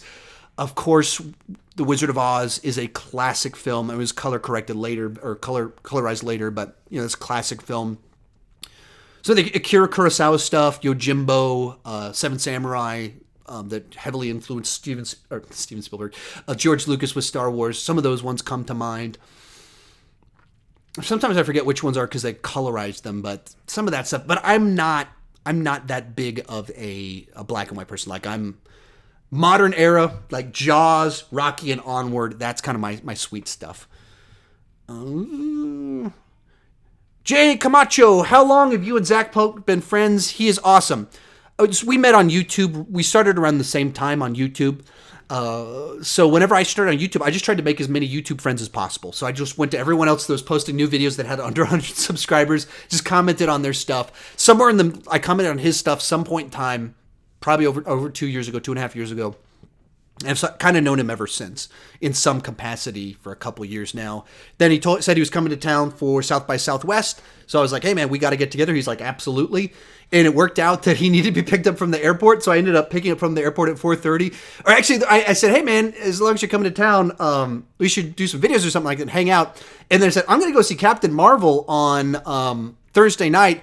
And him and Griffin were like, hey, we'd love to go join you. I'm like, that's awesome. And they're like, hey, we need someone to pick us up from the airport. I was like, okay, let's go grab dinner. So I went and picked them up. We got dinner, watched the movie, and then we shot our spoiler video. I actually shot and interviewed both of them. I have interviews I'm going to post on one of my channels talking about their experiences, movie reviews. But yeah, some of that stuff, yeah, there you go. 2 years. Prince of the City, advice for small YouTuber. I actually answered this earlier in the stream. I put a couple of videos up on a couple of other channels of mine. Get started. Try a lot of stuff. Copy people. Copy me. Copy whoever you like. But that's not a long-term strategy. Don't stick with copying people. Copy people just to try different things a little bit and evaluate constantly. The first stuff you create is going to be bad. The more you create, the more you discover what you're good at, what you're bad at. That's why you copy things, so you can just try things. It gives you ideas of what to do, and you learn from it. So that's my advice. Caleb O'Hara, what are your thoughts on Hellboy? I've actually never seen the 2 Guillermo del Toro movies. I know I should have. I'm going to watch them before the new one comes out, so I can rank all 3 of them, but I haven't watched them, so I only watched the trailer, so I have no thoughts on them. Gamer Girl, will you rank the live-action Disney remakes? Yeah, sometime this year. I don't know if I'm going to do it after Dumbo or if I'll do it after Dumbo and then Lion King. I'm not quite sure what I'm going to do, but yes, that's going to happen this year. I probably should do it before Dumbo, so I just need to watch those movies. I've been trying to decide if I want to rank the Tim Burton movies, if I want to rank the golden age of the Disney movies, or if I want to do live actions. I keep going back and forth, but I have too many thoughts in my head. Okay, Rich Reviews with a super chat. Thank you so much. The best thing that Mark Podolsky has done on the CW is allow their TV shows to end on their own terms, considering the other networks rarely do that. Exactly. I think when studios cancel shows abruptly, it is so disrespectful to the people that keep them in business. The fans, the people that watch, even if it's half the people they want to watch, those people matter. The people that created the shows matter. And when they just cancel a show without any concern for letting them close it out, even just a couple episodes, 3 episodes to close it out, that is so disrespectful. And sometimes they do this with shows that have been running for 7 years. And they're just like, you're canceled. You got 1 episode to close it out. That is so disrespectful to the people that keep the shows running. I hate that stuff. Oh, sorry. Alex H. knows it with a super chat. Thank you. Nose itching yet. Absolutely it is. It's killing me. Love what you're doing. Have you seen Captive State? Any thoughts? No, I haven't. I was going to go see it last night, but it's not showing at either of the theaters I normally go to. It's playing across town. And so I just didn't go see it because it was such a long drive to go see it.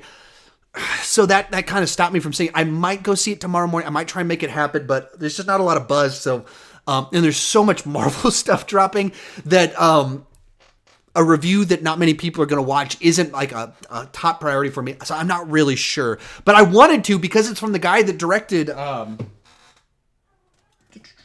Rise of the Planet of the Apes. I love this movie. So I was so excited when it was announced, and then I guess it's probably not very good. And so they're not really marketing it. They're not pushing it all that much. And that's unfortunate, but I was hoping to go see it, but it's just not playing by my house. Eric, we got one more first. We got one more super chat from Joy Jansen. Thank you so much. Are you a Jim Carrey fan? Thoughts on his movies? Yeah, so Jim Carrey, before he was a movie star, was on the show called In Living Color. I guess he was in some movies before that, but where he came to my attention was he was on In Living Color, that a whole bunch of people, the Wayans, Jamie Foxx associated with In Living Color, Saturday Night Live type show in the early 90s, slightly different taste to it. And so he was on there. He's like a fireman that screams. So that's where I knew him from. And then when I was in, I believe, the 6th grade, Ace Ventura came out. And then, so he was the biggest comedian of my comedic film actor of my middle and high school years. So his great stuff is great. Dumb and Dumber, probably my favorite. Liar, Liar, way up there. Bruce Almighty, way up there. And then he grew up. And comedy is very fickle. Comedy is like tied to a specific time period. And that's why most comedians have about 10 years where they're at the top of their game. And then either they transition to drama or they start to embarrass themselves. And certain ones have done better jobs transitioning to dramatic acting. And certain ones have really tarnished their brand by trying to continue being funny long past their prime and long past whatever they're good at was in the taste of the public. So General Luke Productions subbed at 40,000. Thank you so much for subbing, everybody. Subbing, well, actually, for you personally for subbing, but for everyone subbing to me. If you just want to share down in the chat, what was the first video of mine that you remember watching? I'm always fascinated to find out what the first video someone watched of mine was. 987 JK, thoughts on Aladdin and Will Smith as the genie. Thoughts on Aladdin, it looks questionable. It looks really spotty. Thoughts on Will Smith as the genie? I think that's pretty inspired casting. Because you think, who's someone right now that has the same energy, comedic timing, charisma of Robin Williams that is nothing like Robin Williams? Will Smith is perfect for that. Just that raw energy and just kind of like riffing. Same exact thing, but totally different. You don't have to compare the two. You don't have to be like, well, he's doing a Robin Williams impression, or like he's not enough like Rob. No, they stand on their own. So of everything about this movie, the one thing I am not worried about is Will Smith do a good enough job. That's the only thing about this movie I'm not worried about. Guy Ritchie, I'm concerned. Just the look, it looks overly bright to me. I'm worried about that. Everyone else in the trailer, their acting looks questionable to me. Will Smith, I'm on board with it. All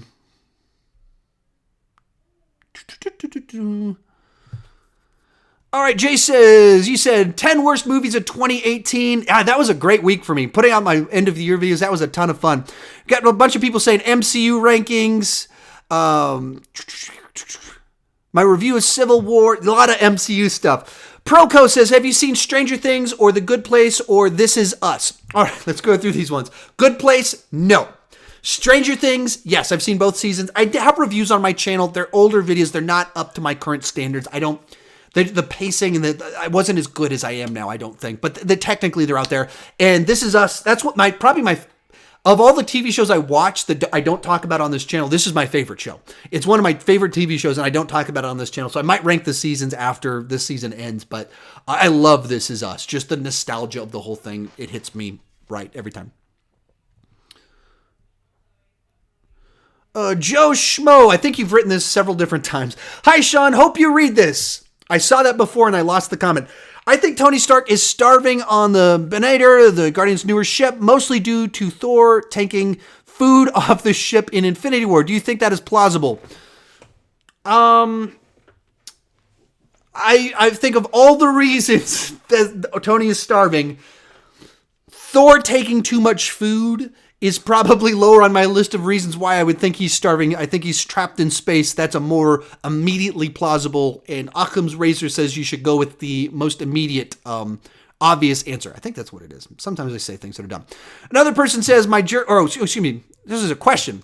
Yo Bear says, what will your next Journey 2 video be about?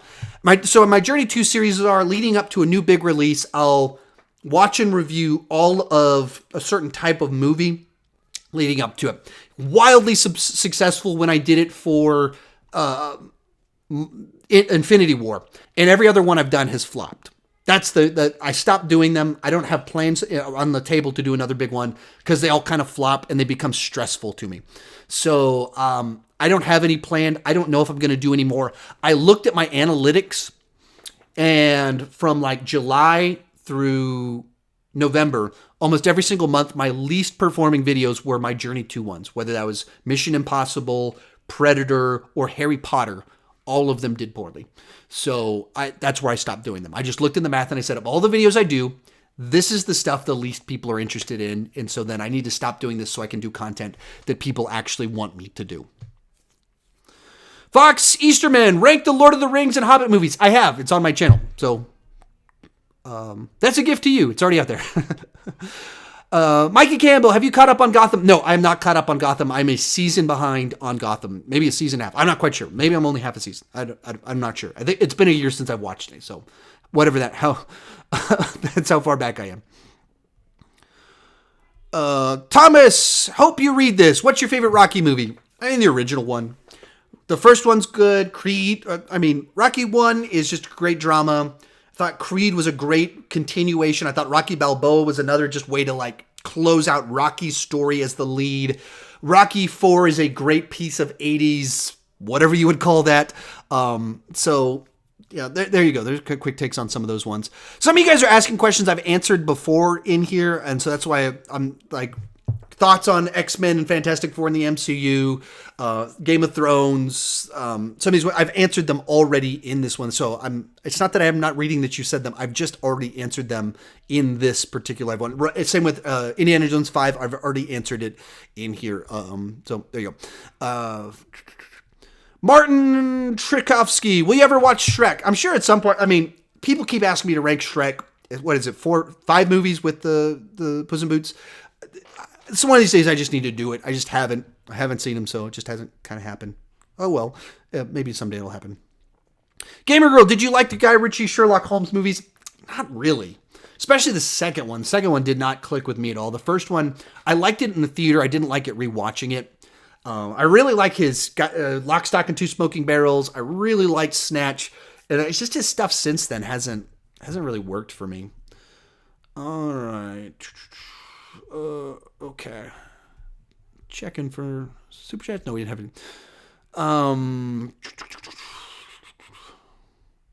Let me see. People asking me about The Walking Dead. Read the description. I haven't watched it. People ask me about it all the time. I haven't seen it. Tripinator Machine. Have you seen Breaking Bad? If so, what are your thoughts? Love your channel videos, by the way. Thank you so much. Yeah, I've seen it. I think it's one of the great TV shows of all time, and a TV show that got to end on its own terms, that got to close out its story and didn't stretch it out too long or anything like that. I think they did a really nice job with the show. Great finale. Maybe the only reason I thought the finale was great because a week before Dexter ended, and Dexter did horribly. But either way, I thought Breaking Bad is one of the great shows, best crafted. Things that happen matter, they pay off, and you don't feel like there's loose ends at the end. Sean says, when do you think the next Endgame trailer will be? I don't think there will be another trailer. I think this is the last one we're going to get because we're 6 weeks out. I don't think they're going to give us we'll have TV spots, but I think this is it. I do not think we're going to get like a big trailer with a bunch of footage in it. Someone's asking about Blade Runner. I already talked about it actually at the very beginning of this live stream. I don't really like the first one. I like the second one, the quick version of it. Okay, we got a super chat from Rich Reviews. Thank you so much. Considering that you're a massive fan, thoughts on this season of The Bachelor? I have seen 0 episodes of The Bachelor ever. I have never seen an episode of The Bachelor. I find the show kind of gross on concept. As someone that thinks marriage matters, I don't think it should be treated like a game. If there's a show that I kind of like confused as to why people watch it and why people have so much fun with it, it is The Bachelor. There's so many things about the show that I just make like everything about the show kind of like makes me roll my eyes at culture and society. So if you're wondering what like the show that I most roll my eyes at and like, why is this a thing? It's The Bachelor. I just don't get it. I don't get the appeal. And I mean, I just think it is a society that has all sorts of issues with marriage, family, and people making wise choices in their relationships in regards to family and raising children and things like that. Making a joke of marriage. Makes me so very, very, very unhappy. So I have no thoughts on this season of The Bachelor. I only have thoughts about the show in general, which is, The Bachelor.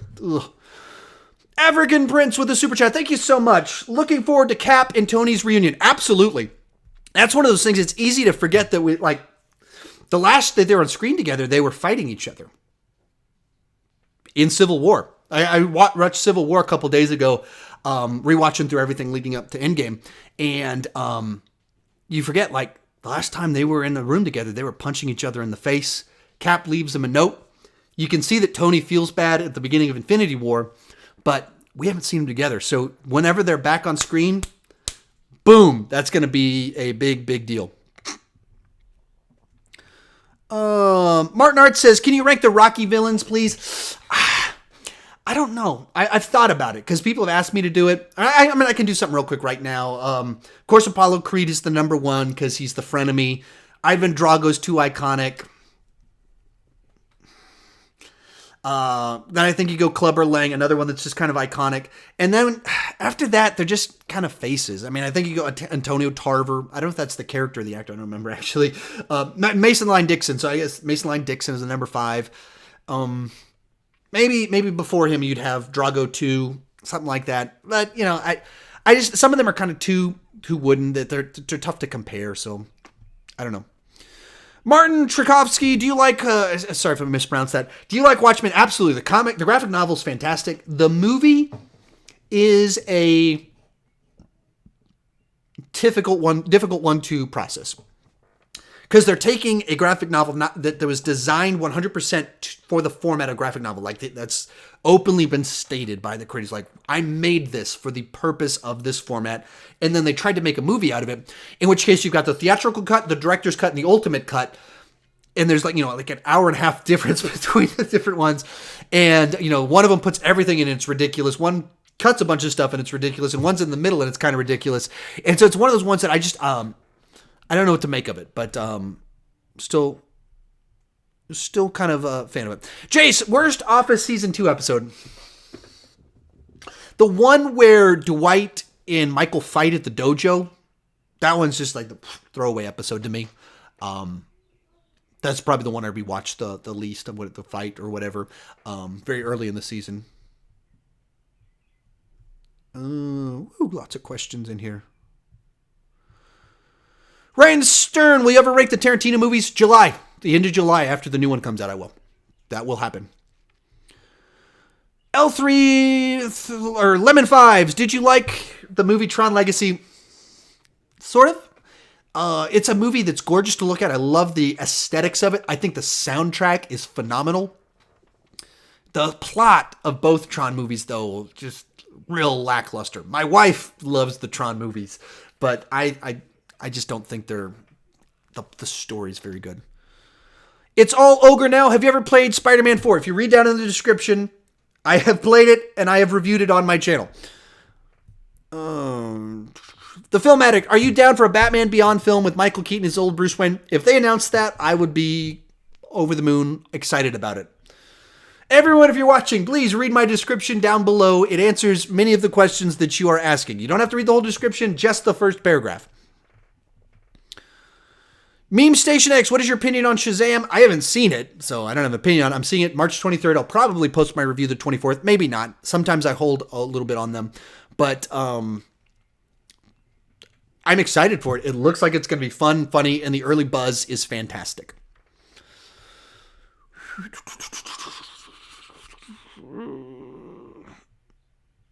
Aaron B, have you watched Seinfeld? I watched Seinfeld daily back in the 90s. I mean, I was a fanatic back in the 90s. So I've seen every episode multiple times. I think it's a brilliant, brilliant, brilliant show. Haven't watched as much recently because I'm obviously too busy with all of this, but yeah, absolutely. Mr. Stinger, are you ever going to have DC in your background? I don't know what you're talking about. I have had DC in my background within the last 2 weeks. I mean, I put this one up there all the time. Where's my Wonder Woman? I put Wonder Woman up there. Wonder Woman was up on Monday. So I'm not sure what you're talking about. I put DC up in my background whenever I talk about DC. So happens all the time. Airsoft123, congrats, wonderful achievement. My question is, if you could choose any of the Marvel Netflix shows to bring back, which one would it be? Choose Daredevil. There's no question that Daredevil is the one to bring back. It is by far the best of the shows. It is one of the best shows of the last ever.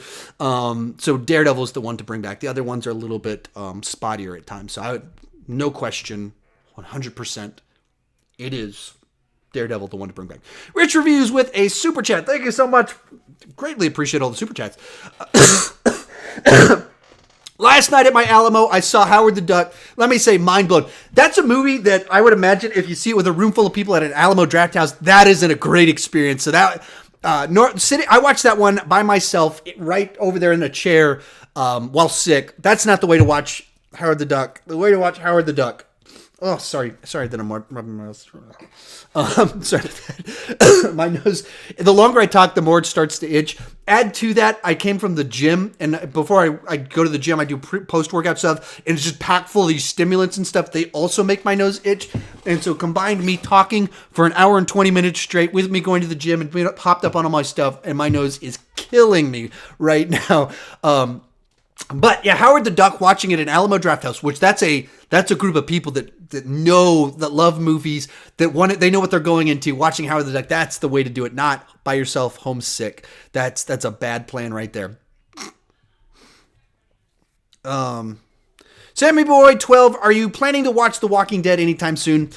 No, I don't think so. Because I've only heard bad things about this show. Like everyone basically has the same opinion that at some point in time it just got repetitive. That it feels like it's dragging out. And I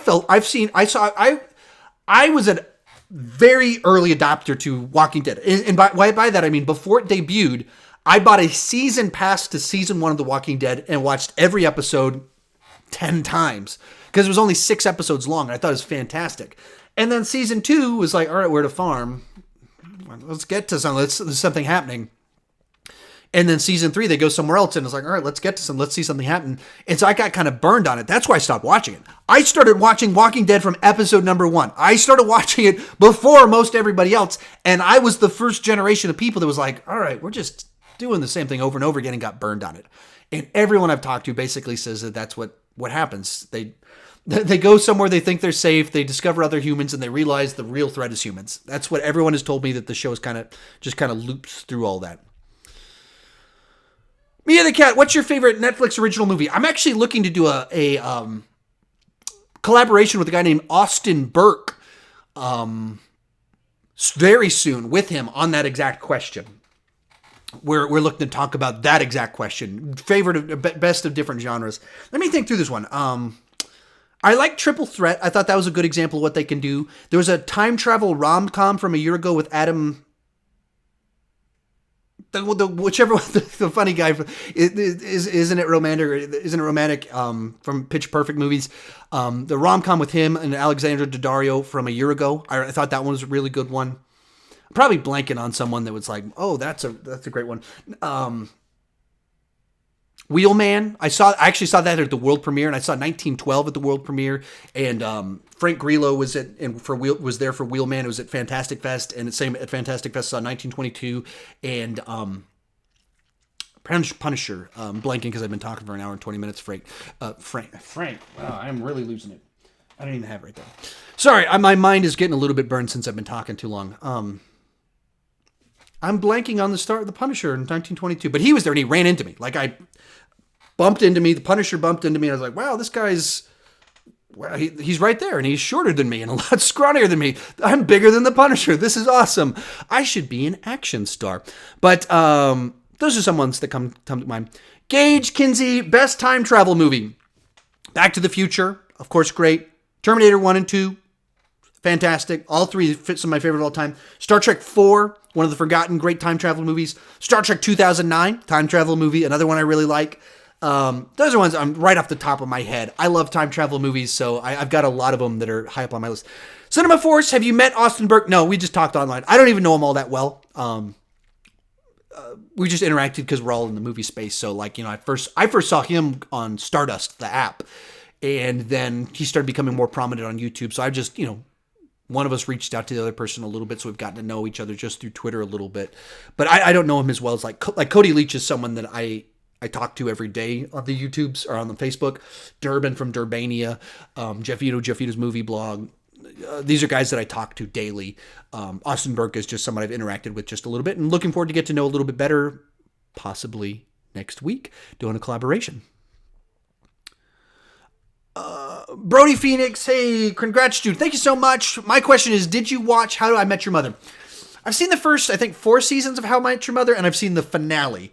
And I thought it was really funny, but I just kind of get burned on those single people being single people type comedies, the Friends format. It's just not one that I gravitate towards as much. So I just kind of lost interest a little bit. It's not like it got bad. I just stopped being interested because it's all kind of the same stuff. All these different shows that are, you know, just doesn't naturally draw me in. And then I watched the last episode. It was one of the worst last episodes of all time, of like a group of people fundamentally misunderstanding their own shows.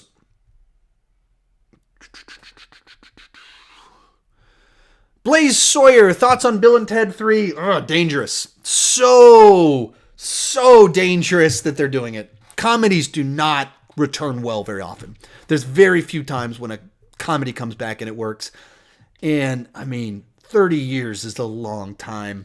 Keanu Reeves isn't that guy anymore, and was it Bill Winters? Who knows what he's been. He hasn't really done anything in so long. So it just makes me really nervous. King James, which direction should they go to make a good Terminator movie? I don't know. I know it's just so tough because you don't, or do you go back and try and do the formula of 1 and 2? I don't think so. I don't know what they're doing with this new movie.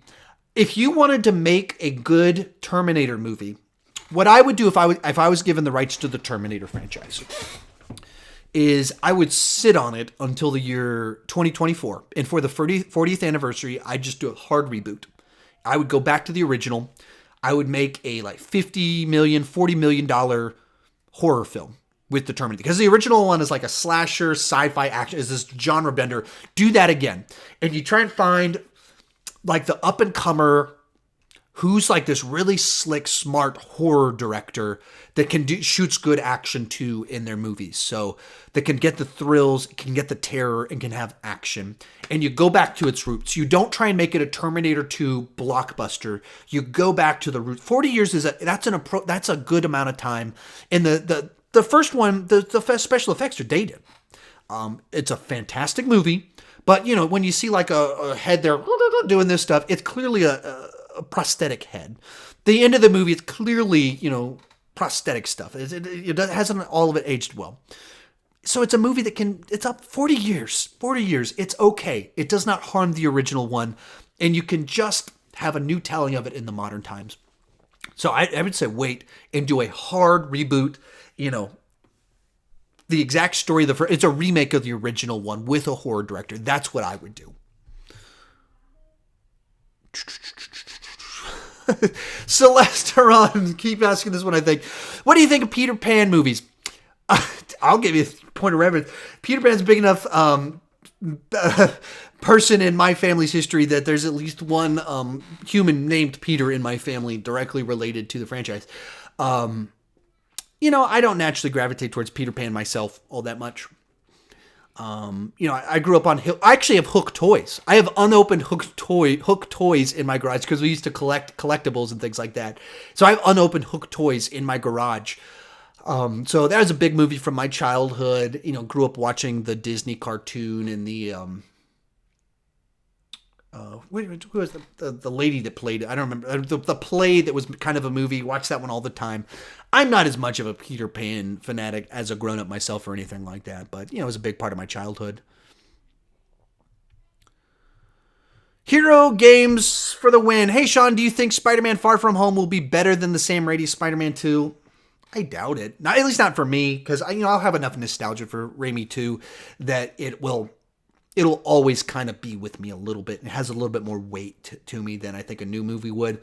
Thus far, I haven't been like, I've been kind of underwhelmed by the one trailer we've gotten thus far from Far From Home. Some of that's also because it's weird in the timeline of the whole universe.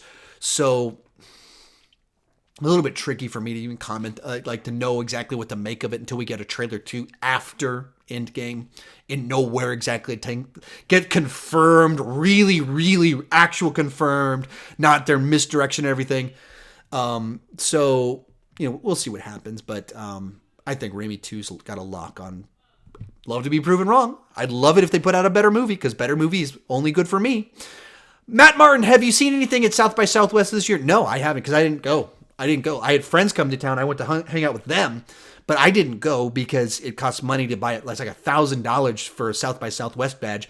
And I just quit my job. So, and I wouldn't, like, I could get a bunch of content out of it and see a bunch of movies early, but there's not even nothing that out of South by Southwest that I could possibly do would compare to how successful any MCU video that I put out will do. Just because of my fan base.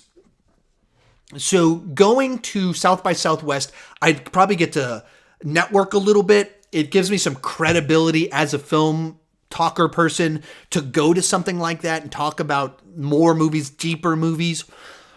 But as a financial thing, I would lose a lot of money. Both the immediate cost of spending $1,000 to go to the movies for 1 week, and the opportunity costs of all of the videos related to Captain Marvel that I wouldn't have done because I was at, or because of in-game trailer, James Gunn news, that I wouldn't have put out because I would have been at South by Southwest. I would have lost a lot of money if I'd gone to South by Southwest. I plan to go next year. I have bought tickets for Fantastic Fest, another Austin film festival. It's a genre film festival. I have already bought my passes for it. It's in September. A much better month for me to go to a film festival. That's like, I'm excited for that one. But like, I just going to South by Southwest was nerve-wracking even thinking about it, because it's like, parking just gave me anxiety just thinking about trying to park downtown for that one. But apart from that, it's right around a Marvel release, and that's no good for me. So, Fantastic Fest in September. Great timing for me to take a week off to go to a film festival. All right. Javiku. I'm sorry. I don't know how to pronounce it. I'm very sorry about that. With the super chat. Thank you so much for the super chat. Our views on The Bachelor are identical. What's one show you watch that your wife can't stand, and one show your wife watches that you can't stand? Oh, great question. Great questions. Okay, so a show I watch that she can't stand. She's given up on all the Arrowverse stuff. So I still watch Arrow, and every time she walks in, she's like, "Are you kidding me? This person is back from the dead. This person is pregnant. It really is a soap opera." So she cannot stand Arrow anymore. She walks in, she's mad about the way everything about Arrow makes her mad these days. So that's probably a big one that comes to mind. One of the reasons I stopped watching Walking Dead is because she can't do the zombies and stuff like that. So it just became a chore for me to watch it. So that kind of falls into that category. It's sort of with Game of Thrones. We watched season 1 together, and she was one of the ones like, I just can't watch this anymore. I think there's like babies killed towards the end of season 1, beginning of season 2, and she's like, done. It's just too dark of a show for me. Too hard R. I can't do this. So that's one that comes to mind that she totally bailed on, and so I bailed on it. What stuff that she watches that I can't stand? I wouldn't say can't stand. I just don't watch it. Nashville, she watched the whole thing, and I was like, what? Country music soap opera. Ugh. And it got weirder and weirder as it went along, and so she would tell me the plot lines. I would just roll my eyes. That's probably the big one that she watches. There's a lot of these shows that she sleeps crazy hours. Some because they have babies, some because she's just kind of an insomniac. She just doesn't. Her body doesn't naturally stick to a good sleep schedule, and having a baby doesn't lend itself well to any of that. But yeah, she watches a bunch of stuff. I don't even know what she's watching late at night. All right. What do we got in here? Gamer Girl, have you watched both the TV shows and the movie of Stargate? I think I misread skipped over a whole question there. I've seen the movie like 100 times. I saw it in the theater. I mean, I probably watched it multiple times in the theater. So I've owned it on every format you can own it. Did I lie about that? If I don't own it on Blu-ray, I need to buy that one. How do I think just because it's always on some streaming, that's why I don't own it. But I haven't watched the TV shows. I've tried to watch them, and they just never clicked. By the time I think I tried to watch them, the special effects seemed dated. I first tried to watch it, when it first debuted, and when the show originally debuted on Showtime, it was on Showtime. And so Showtime, their shtick was you got to put boobs in everything. And so if you watch the first episode of Stargate, it's got boobs in it. So my mom was like, what is that? Like, what's a PG-13 movie? We got boobs in this. So we're like, we didn't watch, and we didn't have Showtime either. So, that's kind of the story on that one. So I just never watched it. By the time I ran out to rewatch it, I didn't care for it. Questions. Benjamin Albrecht, Parks and Rec or The Office? I think the highs of The Office are higher and the lows are much lower. The Parks and Rec is far more stable show in the scheme of everything.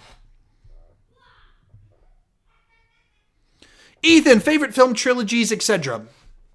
Actually, I've been planning to do a video on this. I might do a video on this in a week and a half or 2 weeks or something like that. It might come very soon, but Back to the Future, original Star Wars, Star Trek 2 through 4 is a great trilogy. It's actual trilogy inside of this franchise. It's 2 through 4, great trilogy.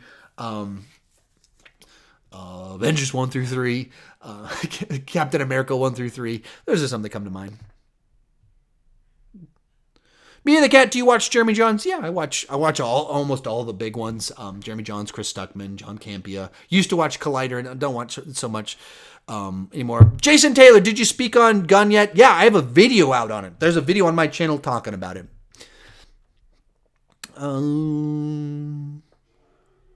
Aaron Arnold, what's your least favorite episode of The Office? The one where Jim and Pam start fighting and Pam starts flirting with the camera guy. Terrible idea for the show. Oh, I keep losing stuff. Connor Williams, will you do a collab with Adam Does Movies? I think him and I talked about a week ago about doing a collab on Twitter. I think I'm thinking about the right guy. About a week ago, I think him and I started interacting a little bit on Twitter. I don't know him, but we've had a little bit of chat on Twitter. So we might do something this year. I think that happens. I talk with a lot of people on Twitter. I don't know. People asking weird questions in here. What on earth?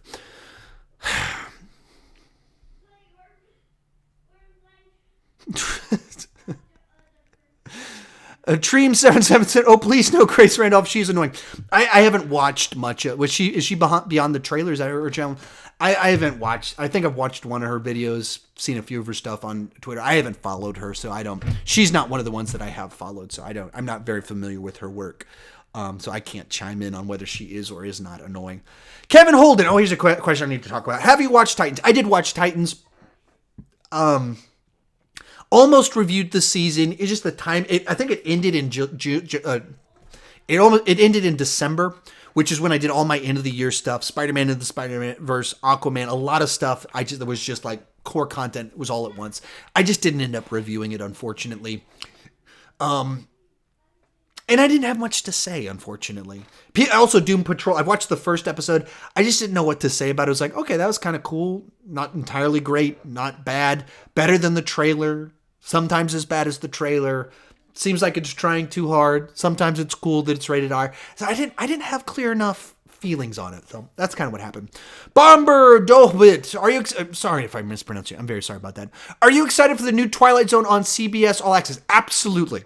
My wife loves Twilight Zone. I hadn't really watched much of it. I mean, I'd seen episodes here and there. But my wife, I get married, and she's like, I love the Twilight Zone. So we bought like the box sets and everything. And she throws it on all the time. She has friends that are college students, and whenever they come back from college, they come over and they watch the Twilight Zone. So the idea that Jordan Peele is doing it, and he seems like a good fit because Get Out had a Twilight Zone vibe to it with a little bit modern political commentary to it, but Twilight Zone vibe to it seems like a great fit. So absolutely, I'm going to be there day one.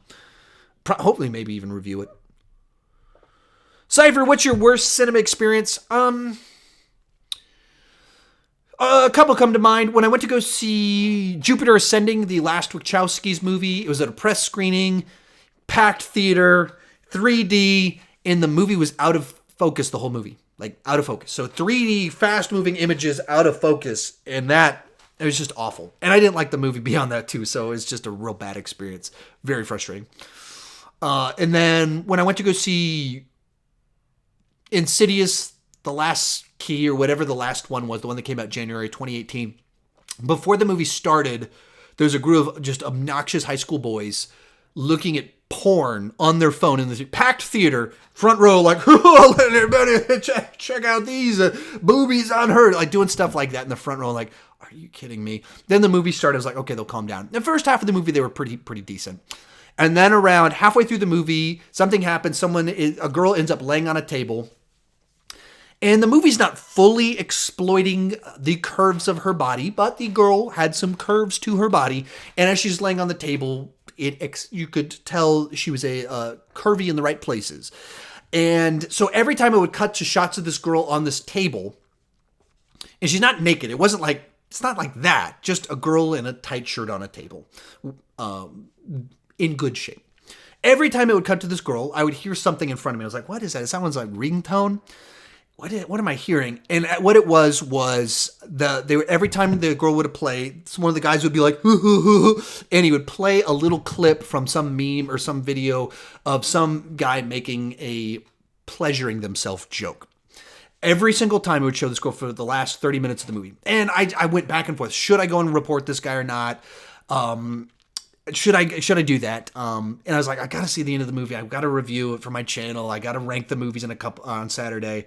I can't leave because I had to see the end of the movie. So I didn't leave. I should have, because I was distracted enough anyway. But so those are my two worst experiences. Gamer Girl, have you seen Oh Brother Art There? Absolutely. I saw it in the theater. That was probably the first Coen Brother movies I probably ever saw, and I saw it in the theater.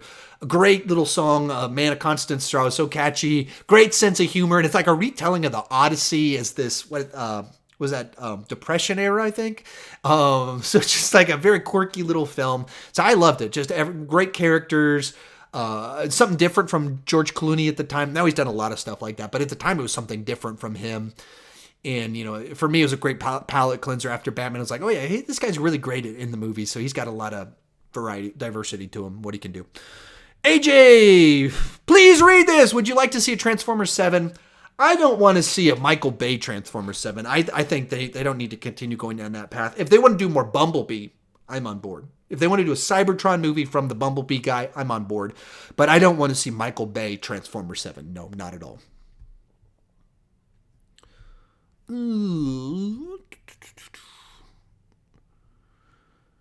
Boy Dude reviews Lord of the Rings or Harry Potter. I'm not crazy about either one. I'd probably go Harry Potter. I think just a slightly deeper mythology, and I almost just said, and if they're based on books. You can tell I've been talking too long because I almost implied that Lord of the Rings wasn't based off of books. But I think Harry Potter. My wife's into it more, so I just naturally gravitate towards watching it with a little bit more invested. They're neither one are my things. So Star Wars or Star Trek or MCU is what I would pick over either one of those. Church Boy 7, congratulations on the achievement. Thank you so much, and thank all of you wonderful people for making it happen. Which Fox characters are you most excited to see in Fox Disney? I don't have any one character. I'm just in general excited about a big shakeup in the MCU potentially, but it's new, different. It's like the right type of excitement. It's amazing to me that we live in a universe where they're going to be able to turn the whole universe upside down, and they have a great replacement. They're bringing someone new in that's going to be worthy of the change. It's not like, oh man, when they talk about, let's try and make Captain Marvel the star of the MCU, I'm like, oh really? Let's take like a C-grade character and falsely promote them to the A-list. Captain Marvel is not an A-lister, but the X-Men are. Fantastic Four, they're not. They're a name brand, a lot more name brand than Captain Marvel, but they're probably not A-list like X-Men. But they're a lot more prominent than Captain Marvel. So the idea of bringing them and giving them a fair shake in the MCU, just in general, I'm excited about that. All right, some of the questions you guys are asking, I've already answered. Some of them I've even answered very, very recently in the live stream, like least favorite Office episode. I answered that like 2 minutes ago. They've already kind of been hit on.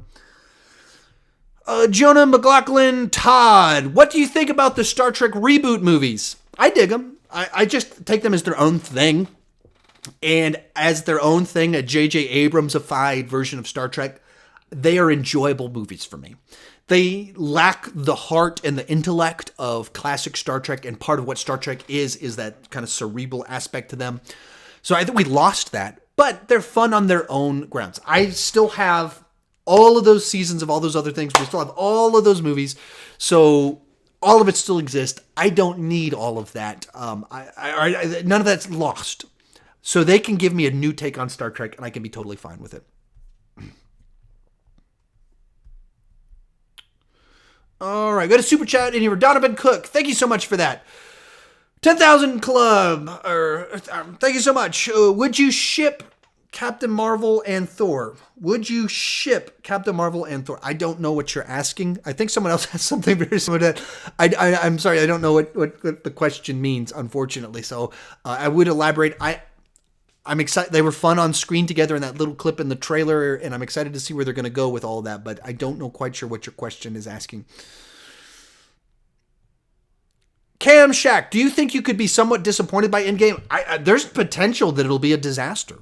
Because my expectations are sky high, there's that much more potential to be disappointed.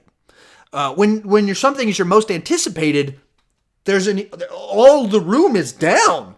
To hit the target is an extraordinarily difficult thing to do. To exceed the target is almost impossible because of my level of excitement for it. So all of the room, it's all below it. The potential for me to be disappointed is extraordinarily high. Absolutely I could be disappointed by it. Lemon Fives, have you ever seen the film The Beach with Leonardo DiCaprio? I have, but it's been a long time. So unfortunately, I don't have any update on that one. Gren Nicole, ship equals relationship. Now I'm learning internet slang. Cool. Now I'm going to know a new one. I'm going to say fewer ignorant things now. I have learned a thing. That's a confusing one because ship on its own has a meaning. And so, yeah, that gets confusing when you convert those ones. What do I think about a Thor Captain Marvel relationship? It seems like he broke up with Jane. They both can fly through the galaxy, so I've only seen them together for 10 seconds. They seem to have a little bit of a spark between them, sometimes literally, because he can shoot sparks and she can absorb sparks. So, hey, let's call it a good matching right there. I am for this ship. Was that lit when I said that? Oh dear, what have I done? I said lit. Life's good with the super chat. Thank you so much. I appreciate that we can disagree on Captain Marvel because I thoroughly enjoyed it. Seen it 3 times and seeing it a 4th time this weekend. That's awesome. I enjoyed it. I give it a positive review, so we're not entirely disagreeing on it. You have to put everything I say in it. When you're talking about MCU, when I just say that it's a lot of fun and very watchable, that means a whole lot. There's a lot being said when I say it's fun and very watchable, because that like, I think that they're all like, that's saying a lot to me. I don't have to elaborate what I mean by an MCU film is fun. I don't have to elaborate when I say an MCU film is watchable. They're well-made films with exciting sequences and they're funny. We all know what that means. But I can't dig deep into that. We all know we all kind of understand what an MCU film is, and it's a film within that context that works well enough. I just don't think it's top tier. So I enjoyed it thoroughly. So I don't think we're as far as you think we are. Like me putting something low on my MCU ranking, you have to remember, I have a channel where I talk about MCU movies all the time. Me putting a movie at the bottom of my MCU ranking doesn't mean I hate it. It just means I like other movies more. And some of these movies I like a whole lot, and I rewatch them all the time. That's why I have the channel. So you have to put all of it into context. Something that's really low for you probably doesn't have the same emotional negative weight as it does for me. Howler Jonason, favorite James Bond actor. I'm sure I mispronounced your name. I'm very sorry about that. Daniel Craig. I'm not a nostalgia person for James Bond, which some people are with Sean Connery. I don't like Roger Moore's movies so much. So Daniel Craig's the one that I think has the best kind of vibe to him. But I'll probably rewatch all of them next year leading up to the next Bond film and kind of rank them by the actor as I go through all of it. So that's something that's probably on the horizon. Just a lover. Just a lover. That's just a lover, maybe? What type of music do you like? I'll say this. My playlists that Apple Music recommends to me the most are largely 80s and 90s rock, pop, metal, stuff like that, to about 2005. Also a lot of pop punk, ska, that emo stuff, the early zeros. Did I just call it that emo stuff? I'm losing it. I am becoming an old man. That's that era right there's the stuff that I listen to the most, but normally band-based or electronic type stuff. But I listen to a lot of different things. I'm not like tied down to one genre as my thing. Celeste Heron, what about an MCU reboot? Makes no sense to do that anytime soon. I don't want an MCU reboot for 20 years. Probably because of this, it's going to last out for another 10 years and then let it sit for a little while and let's come back to it. But that is not one that needs to be redone anytime soon because it's still going strong.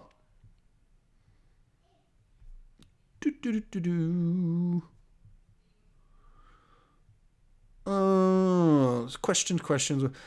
YouTube Gamer Pro XL. What's your favorite Spider-Man movie? The original Spider-Man I think is the best. I like origin stories, so I am biased. I fully admit that entirely. I think everyone is biased, but I'm biased towards origin stories. I think that movie touches on some deeper themes, and it was the first one to get to do it, so it got to do the most just straightforward version of some of this stuff, whereas once Raimi got to do with great power comes great responsibility, everyone else had to do kind of like, all right, we don't want to just copy him, so let's try and say the same thing except clunkier. And so, I'm very just partial to that one. It does a lot of things right, so I'm very fond of it.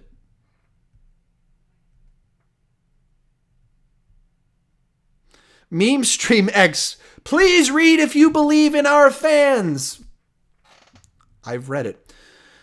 Caleb O'Hara, I think you've asked this one like 1,000 times. Have you ever seen The Gifted, and what are your thoughts on it and its risk of being canceled? So if you go back on my channel, I reviewed week to week the first like 10 episodes. So I reviewed them. And then they did like a break, and they didn't properly announce when they were coming back. Like I was actively trying to see when they were coming back, and I couldn't find it, and life happened, so I missed when it came back, and no one commented. No one seemed to miss out on my videos or anything like that. So I just stopped reviewing them, and I stopped watching it. So that's kind of what happened. I enjoyed it as I was watching it, and when I stopped, I didn't miss it. Make of that what you will. That's kind of my take on it. Sky Gaming, how would you rank the Dark Knight trilogy? That's really tough for me. Bottom one is Dark Knight Rises, and then tied for first are Batman Begins and The Dark Knight. I love origin stories, so I love that about Batman Begins. That's probably the one I rewatch by far the most. He just hits some notes that hit really nicely for me. The Dark Knight, probably for the most part, a far better crafted film, but I think it drops the ball at the end with Harvey Dent in the Two-Face plotline. It feels very tacked on so that they can have the final scene. I don't, if you look at the way all the Joker stuff is crafted, put together in the story, and then it's like Two-Face shows up for 5 minutes. That's weird. It feels out of place in the movie, and it only exists to set up that final scene. So I'm not crazy about that, some of that stuff. The way all that played out, exactly. Meme Stream X, what is the... You're getting a whole bunch of these. You just happen to be reading yours. What is the backstory on how you love reviewing movies? So, I mean, it goes back a long way. I just always did nerdy stuff. I was into Star Trek conventions growing up. Always enjoyed movies. As I showed earlier in this, even back when Batman 1989 came out, I started collecting the cards. So I always been that kind of person.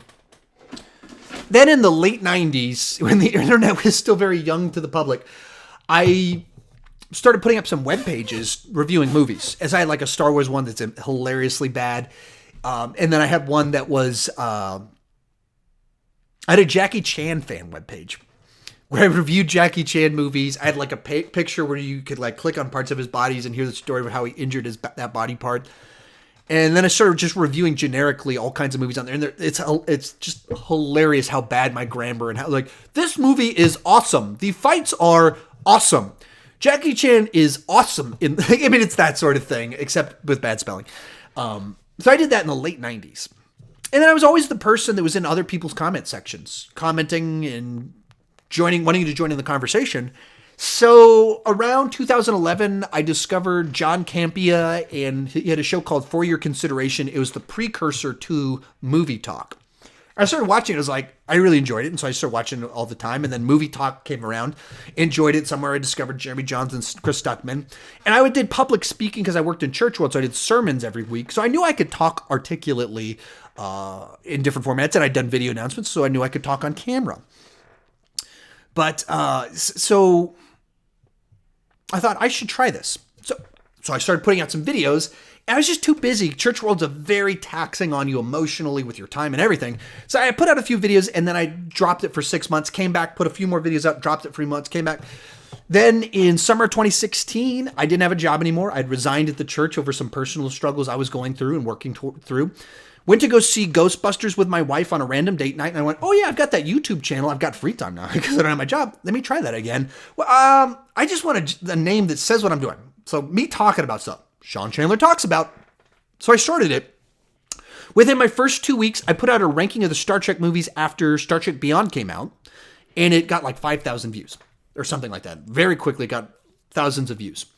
I had been doing blogging for like 8 years before that, talking about other stuff. And I'd had like 2 or 3 blogs in 6 years get that many views. And then in 2 weeks, I had a video do that. And I went, there's something about this video thing that's working. So I stuck with it. And it turned into my career. It transformed my life. I had no clue that ranking videos would turn like this. It didn't mean for it to like change my life. It just kind of happened. So, sometimes your little dreams do come true and hobbies turn into more. Cypher, please read. Why don't you do more Arrowverse videos? Because I don't want to do week-to-week reviews. Week-to-week reviews are very taxing, so I don't want to do that.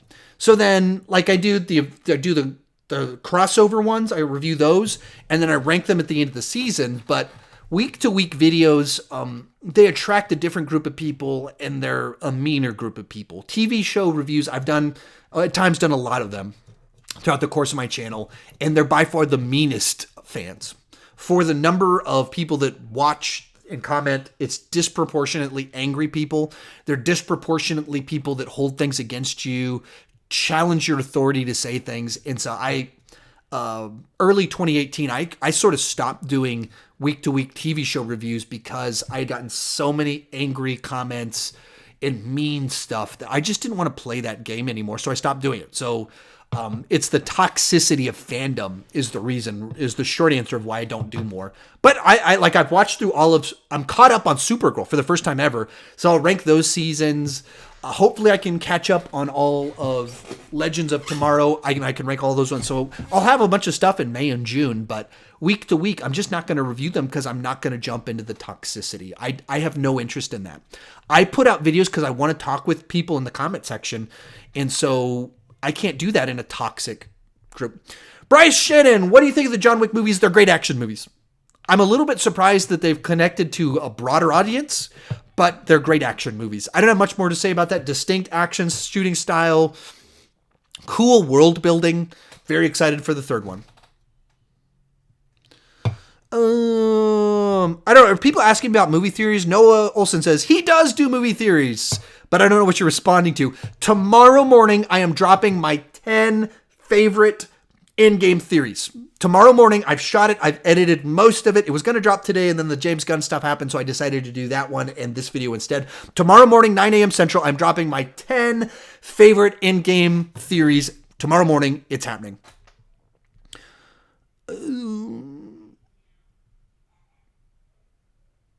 Gamer Girl, hey, I watch week-to-week shows, and I'm nice. I'm not saying there aren't nice people. Nice people aren't the ones that drove me away from it. It's the toxicity. The people that watch week-to-week TV show reviews are rabid fans. And when you have the rabid fans, you get a lot more of the toxic fans, unfortunately.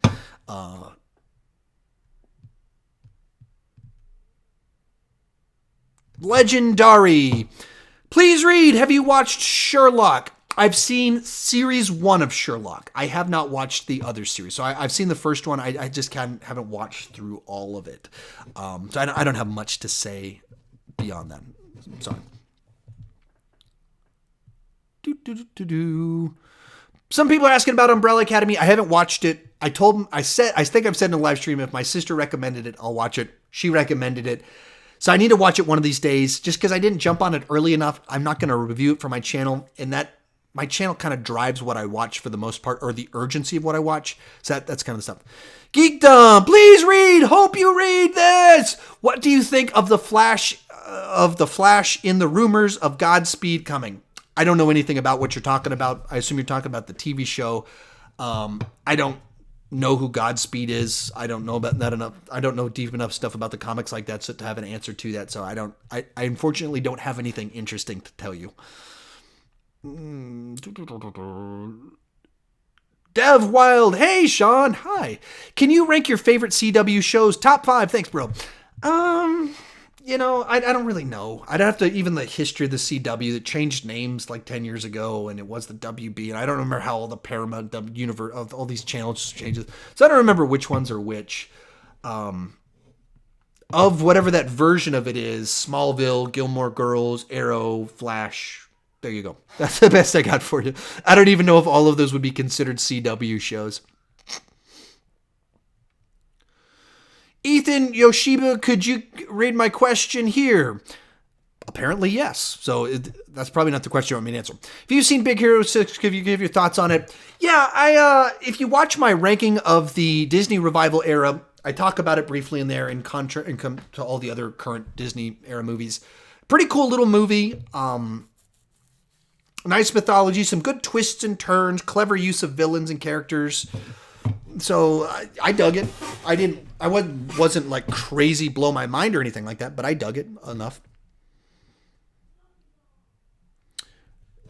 Jake Ryan, please read. I mean, you guys are really into the please reads now. Thoughts on Hobbs and Shaw? I did a trailer reaction. I kind of shared my thoughts on it there. It'll be a big dumb movie, so I guess I'm excited enough about it for that reason. I enjoy big dumb movies enough. Connor Arnold, do you hate any YouTubers such as Jake Paul? You know, I don't want to be the guy that's known for hating anybody. If I had anybody that I don't like, I wouldn't want to publicly say it. The Paul brothers have made some very unwise choices. They seem to be willing to do a little bit too much to get fame, but I'm not likely. When people do irresponsible things, Logan Paul has done some things that are reprehensible things. So, but I'd much rather point at the action rather than the person. Certainly in the movie space, I wouldn't call anybody out and say that I hate them or anything like that. That's not who I want to be. But, you know, making a video, making light of a dead body hanging, that's a gross thing to do. But we've all done dumb things. And when you get in the groove of creating stuff, I can understand how where that would come from.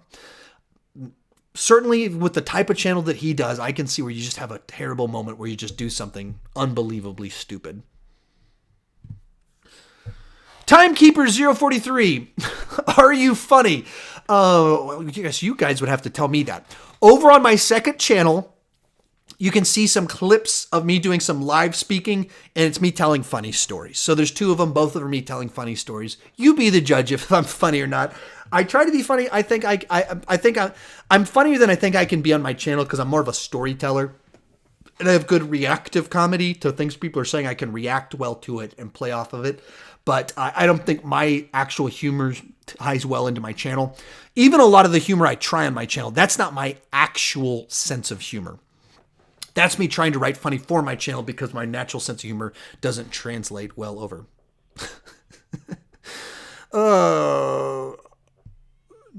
Arnado, hey Sean, watching from Portugal. That is awesome. Ask you, what is your favorite movie franchise? Probably the MCU. I think the MCU has both the amount of content they put out and their consistency. I think that the MCU wins. I think I would go with that one.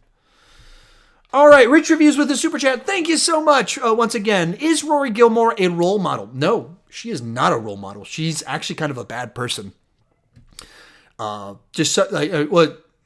don't want to spoil things in the show, but she's involved with a married guy at least one or two times in the show. So, and she's not married to the guy she's involved with. So not a good role model, but she does a lot of things like that. She she has a likability about her. She can be a great person. She's a very smart person, but she has some very serious moral issues. Donovan Cook, sorry for my slang. No worries. Who is your favorite actor? Let's go with Stallone. Stallone, Schwarzenegger. Let's go with the classics. I love that stuff. So yeah, I would, probably go Stallone. Rocky's probably my favorite movie character of all time. He's just done a lot of stuff that I've really liked. That's been a big deal to me. Schwarzenegger's done a bunch of my favorite movies of all time as well. So I'd go with those kind of classic 80s action star guys as my favorites. Boss Funt had a super chat for $1, but that she didn't have a question on. So if you want to try, I'll try. If you can throw that question into the comments, I'll try to grab it. But you didn't have a question attached to the super chat. Dr. Dude, Sean, what's your favorite color? Blue, for my eyes. That's why I went with blue on my background, because I have blue eyes. So, yeah, blue, very much so. I have a lot of blue shirts too. Blue, blue, blue, blue, blue. Ooh, questions. I think I keep seeing this one on Joshua 5431. What do you think of Silver Surfer MCU movie? I think the Silver Surfer is a tough character to put in the lead because of the nature of the character. So I don't know enough about him in deep cuts to know if there's a way to make him accessible, but just inherently a silver guy on a surfboard in space. I mean, they made a talking raccoon work, but man, I don't know. That's a tough one. So I just don't know if it would work.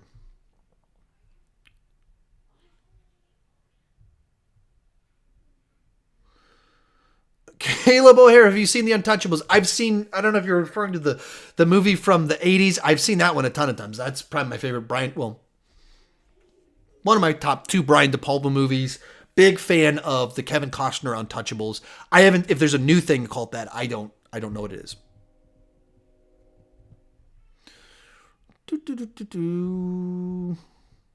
Kevin Jr. Carnes, are you more excited for Suicide Squad or Guardians of the Galaxy Volume 3?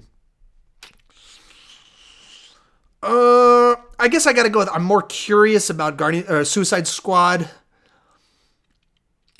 I'm more optimistic. I don't know. It's a tough one. I haven't put thought into that one. So I don't know. Yeah, I don't know.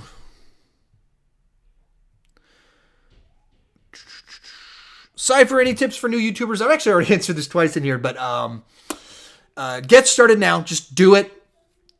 Do a lot of stuff. Try a lot of different things. I say copy people.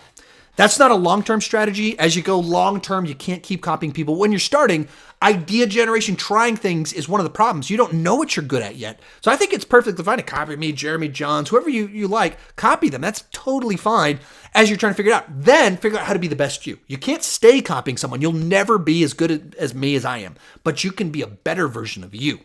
So try and figure out the best you and evaluate constantly. Look at what works and what doesn't. Look at what people click on and what they don't.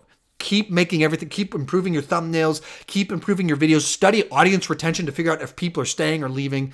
So, yeah. There you go.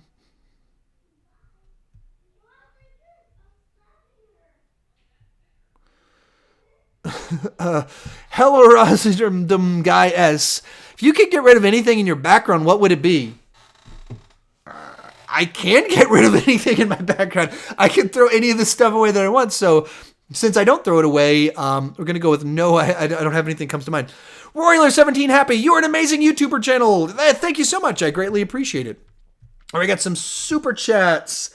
Life's good. Captain Marvel is definitely in my top 8. Wow, you are all on board with that one.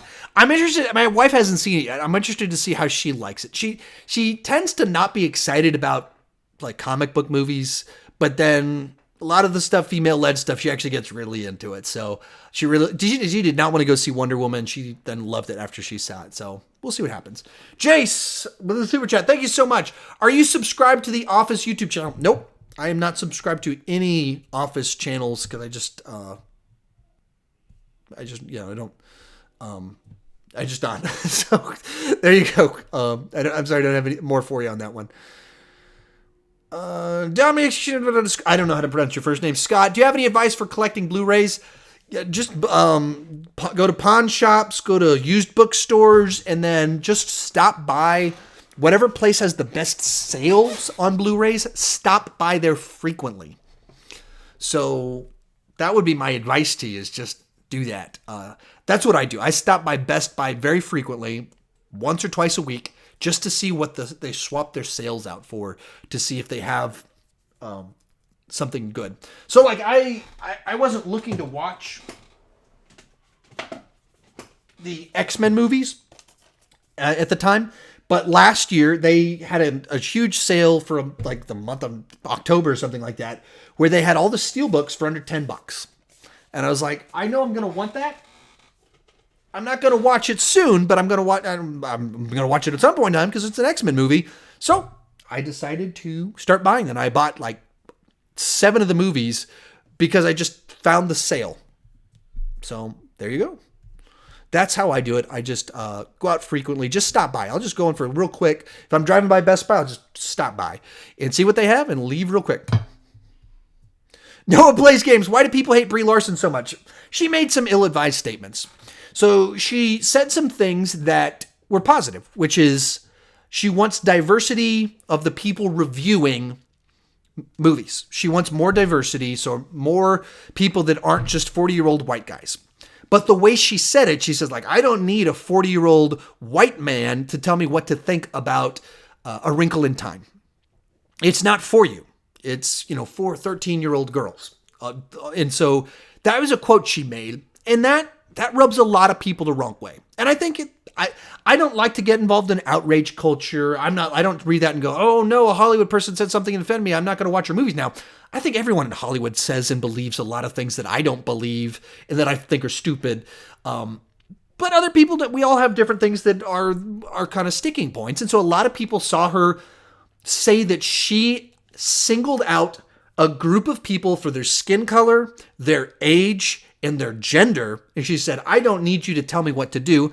And I think for good reason, people see a lot of hypocrisy in that, because we would all think it was offensive if you swapped that out. If she said, I don't need a black man to tell me what to think about a movie, we would all go, wow, how could you say that? And so a lot of people see her saying, I don't need a white man, and they see the same thing, and they're offended by it. There's a lot of cultural reasons that there's differences. There's a bunch of different factors into it, but there's a reason that people take that what she said as sexist and racist. I just don't like to be one of the people that riles all of that up, and I don't want to jump into it. She was promoting a thing that we can all agree is a good thing. Diversity, more people giving their opinions, giving more people an opportunity to share their opinion. That's a good thing. So I'm not going to get worked up because she said it in a way that I don't like. That's the way I'm coming on it, but I understand where some people are coming from on their take on it. Okay. Sorry, someone keeps texting me, and okay. We're okay. Sometimes people text me that are my friends in real life that I've muted my mic, and they started texting me like, dude, your mic's muted. So I actually have to keep my phone here so that people I know in real life can make sure I'm not doing stupid stuff while doing these live streams. Purple Mask, thoughts on the 3 Riddick movies? I haven't seen the third one. I saw the first one at the theater. I saw Pitch Black in the theater, and I thought it was a good enough sci-fi thriller. And then the second one, I just didn't dig it. It was so overblown and kind of weird, and went off in this different direction that I didn't dig that one at all. So I never saw the third one. I would imagine I would like the third one more. All right, we got a super chat from Knight who said, have you heard the Flash movie news? Please talk about it. I don't know what you're referring to. I've been seeing your comment come through that. I don't know what news you're talking about. There have been constant rumors about it. Was there a new one that they're going to start shooting at the end of next year or something like that? I think that's maybe what you're referring to, that they're actually going to start going into production. I just don't care about Flash news anymore. I want a Flash movie. I am game for a Flash movie. I am sick and tired of the DC fumbling the ball on this Flash movie. So I don't care about the rumors anymore. I don't mean that to you. That's not undermining your question. But for me, as a person that kind of does this movie news stuff, it's just, they put news out there. I tweeted about it.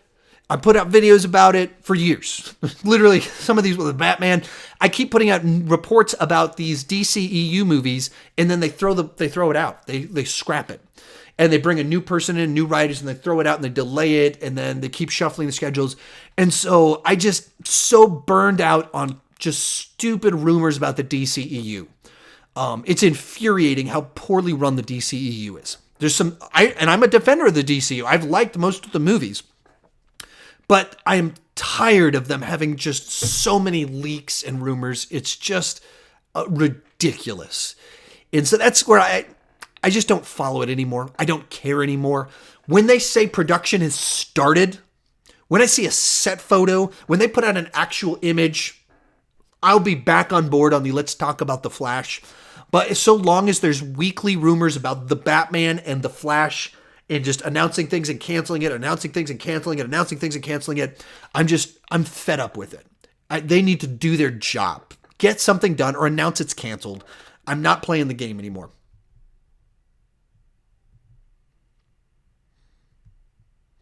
All right, somebody's asking about the Aladdin trailer. I put up a trailer reaction. I got my thoughts on it in there.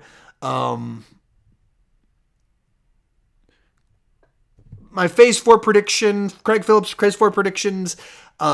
X-Men, Fantastic Four are going to enter in the mix. It's going to be a totally different universe because whatever happens in Endgame, those ones are going to come into the mix. It's going to change everything up.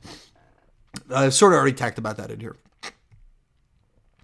Ryan Kukulon, I don't know if I'm pronounced that right. Sorry about that. Are you going to watch Shazam on March 23rd? Yeah, I've got tickets. My friend Andy, who's been on my channel a few times, and I've appeared on his channel a week ago to talk Captain Marvel, he bought me tickets, so a group of us are going to go see it together. So, yeah, that is happening.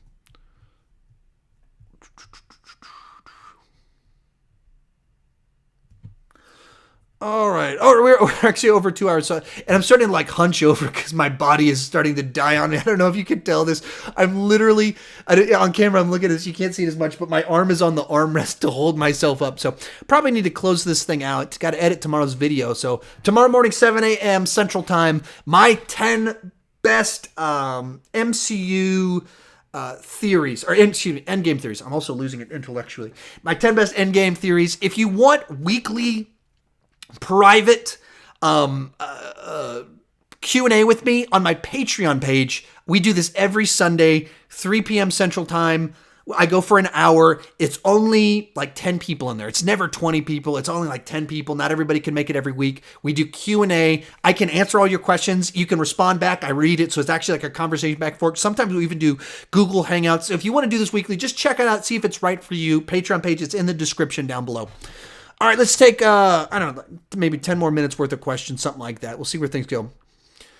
Junior Pencil, what state do you live in? I live in the Austin, Texas area. That is where I'm at. I've been here for like the last 30 years. Born in California. San Jose, California was where I was born. Been here for 30 years. Went to college in Columbia, South Carolina.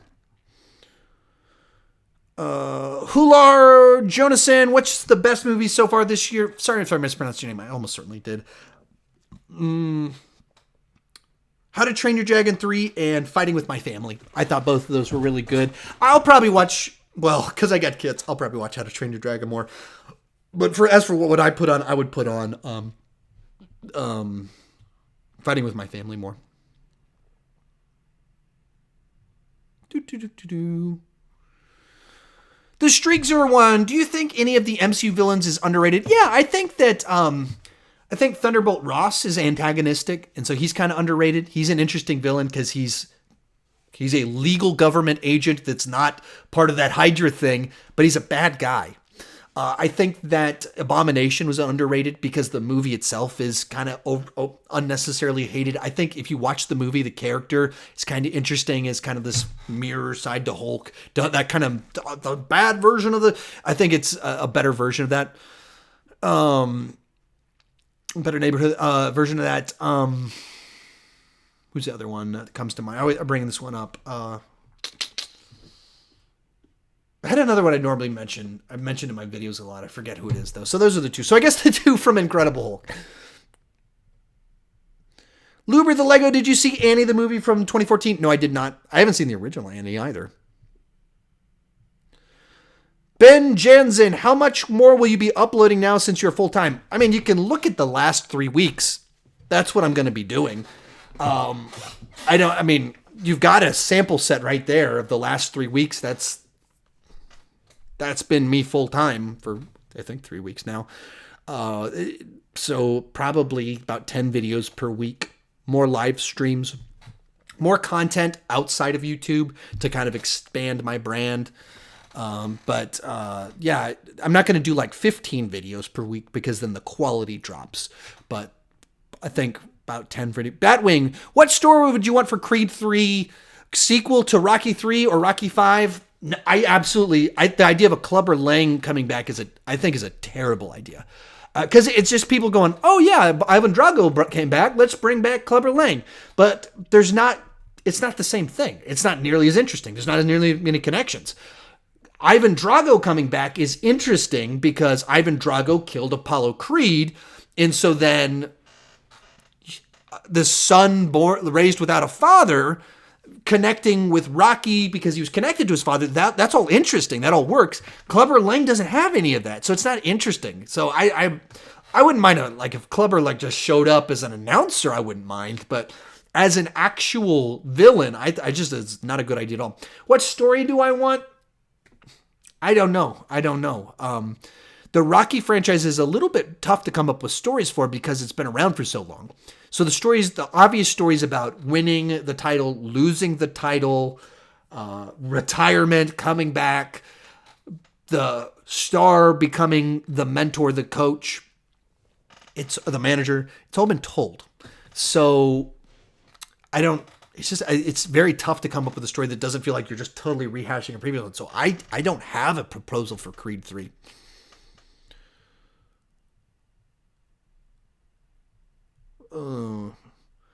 Celeste Huron. Hey, Sean, how would you do an MCU revival? The MCU is still at the top of its game, so I don't know what an MCU revival would be because you don't have to revive something that's running on all cylinders. So if you want to refresh, X-Men, Fantastic Four, boom, that's a great refresh right there. But not a revival because it's still doing great. Jackinator MCOC had a super chat but did not have a question attached to it. If you want to try, I'll try and catch it. If you throw it in the chat section, I'll try and catch that one. But thank you so much for the super chat. Questions. Luber the Lego, have you seen Us yet? No, I'm not going to see it probably till Thursday night. I haven't been invited to a press screening, haven't heard about one, so looks like I'll be seeing it on Thursday night, reviewing it on Friday. Looks like what that's going to look like. David Graham, have you seen the Rambo movies? Can you rank them? I have ranked them. It's on my channel, so happy birthday to you. Merry Christmas. Just type in Sean Chandler Rambo, and you will find my ranking of them.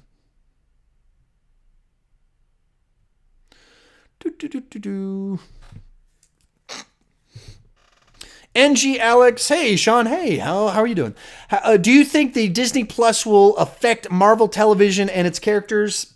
I'm guessing they're going to do prequels because otherwise it's just tough to run them parallel and have tie-ins and everything. So I'm going to guess they're prequels. So I don't think it's going to have big effects on anything. I think it'll be interesting. It'll get backstory, but I don't think it's going to be groundbreaking.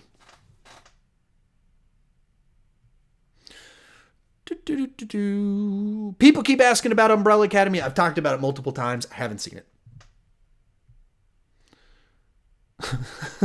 Connor Williams, is Patreon worth it? That kind of depends on you. If you want more access to me, if you want a live chat where we can back and forth and you can connect with me, if that's worth the a few bucks per month to you, then yeah. If you if you like my channel and you just want to help me keep doing it, and it's worth a few of your dollars to kind of help me have a stable base income on this channel, then yeah, it's worth it. If you're wanting like me to just crank out more content like fully edited videos, like secret, super duper exclusive, awesome stuff, if that's not what it is. My Patreon page isn't like this secret archive of slick produced videos. It's people getting more access to me. It's that like the people on there are the ones that I know their name and they can, they'll message me on my phone and I'll interact back and forth with them. They're the ones that kind of influence some of the videos I put on my channel. And like I said, if you want to do a chat like this, where it's like right now, it's dwindled down. It's only 150 people. That's a lot of people. I can't respond back and forth with people. And I miss a lot of stuff. But if it's on Patreon, that live stream every week, every question gets answered and you can respond back and there's back and forth to it. There's an actual conversation to it. Here, it's a one way. You ask a question, I answer it. Over there, there's back and forth. If that's worth it, a few dollars to you, then absolutely it's worth it. That's kind of the test, I think, right there. If you kind of want a little bit more access and some back and forth, then I think it is. Andrew Travis, how did you meet your wife? Okay, it's real simple. Actually, why did I say it's real simple? It kind of is. So we grew up going to the same church. I'm a couple years older than her, and the church grew up really fast during the time that we were in grade school there. So I didn't know her, but she was friends with the daughters in a family, and I was friends with the sons in families. And so we had all these mutual friends, but didn't know each other. Like my band played at some stuff, and she was at it. I knew who she was. She dated some of my friends, but I did not know her at all. And I knew her brother, but I didn't know they were brother and sister too. So I had all these weird, like direct connections to her, but didn't know her. Then in 4th of July, 2005, we were at a mutual friend's 4th of July party. She was there because she was friends with the daughter. I was friends with the son. Actually, the son, I was at the gym with him. Right before I did this live stream, I was at the gym with the son that was at the 4th of July party for this one. And so we're there. I was about to go off to college in South Carolina to Bible college, and she was going to the college I was about to go to. And so I actually walked up to her, and when you're about to go off to Bible college, this is a great pickup line, and I asked her about churches in Columbia, South Carolina. That's how I met my wife, is asking her about churches in Columbia, South Carolina. And then she ended up hitching a ride with me out to South Carolina when I moved out there. And if you spend 20 hours in a car with someone, at the end of it, you'll either fall in love with them, become best friends with them, or hate the person. Well, we got married a year and a half later. So that's the story right there.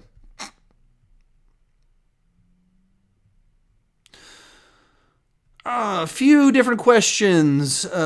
Close it out because I'll close it out at 2 hours and 30 minutes because I'm dying. Noah Olson, what obscure comic book character would you like to see in a future movie or show? I mean, I don't really know. Because they've covered so much ground, so you start getting to so many deep cuts to try and come up with someone. So, like, I would like it if Nightwing got a movie. He's not that deep of a cut, though. People just know him as Dick Grayson.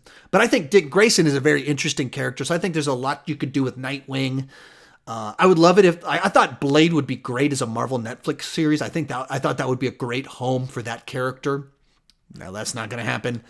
So, those are the two that kind of come to mind right off the bat. Gamer Girl, as a YouTuber, have you experienced any YouTube glitches? I experience YouTube glitches daily. It's wacky as can be. Whether you're talking about random demonetizations, that used to be a big thing. Whether you're talking about not being able to upload videos, or I upload a video and then it gives me weird errors, and so I can't input my data, like the title and everything, or a thumbnail. You get all of it all the time. YouTube is it's the wild, wild west. It's scary, especially like I'm gonna go full time on YouTube. It's pretty terrifying. Cyber Nightwing is getting a movie. Maybe he's getting a movie. The DCEU has announced about 1,000 movies that they're making, and they're not all going to happen. That one was announced over a year ago, and we haven't heard much. To my rant I did about 10 minutes ago about The Flash, Nightwing falls into that category as well. They we're going to get it. We got the guy that did Lego Batman. He's getting the people from the Raid to influence him on the fighting style. It all sounded great. When was the last update? When was the last update on a Nightwing movie? Was it a year ago? Year and a half ago? I mean, I have no idea because it was so long ago. And then they've announced all these other things that they're doing. So that's why I get angry when I talk about all these DCU projects because I like DC characters. I want these movies to happen, but they're just running it incredibly poorly.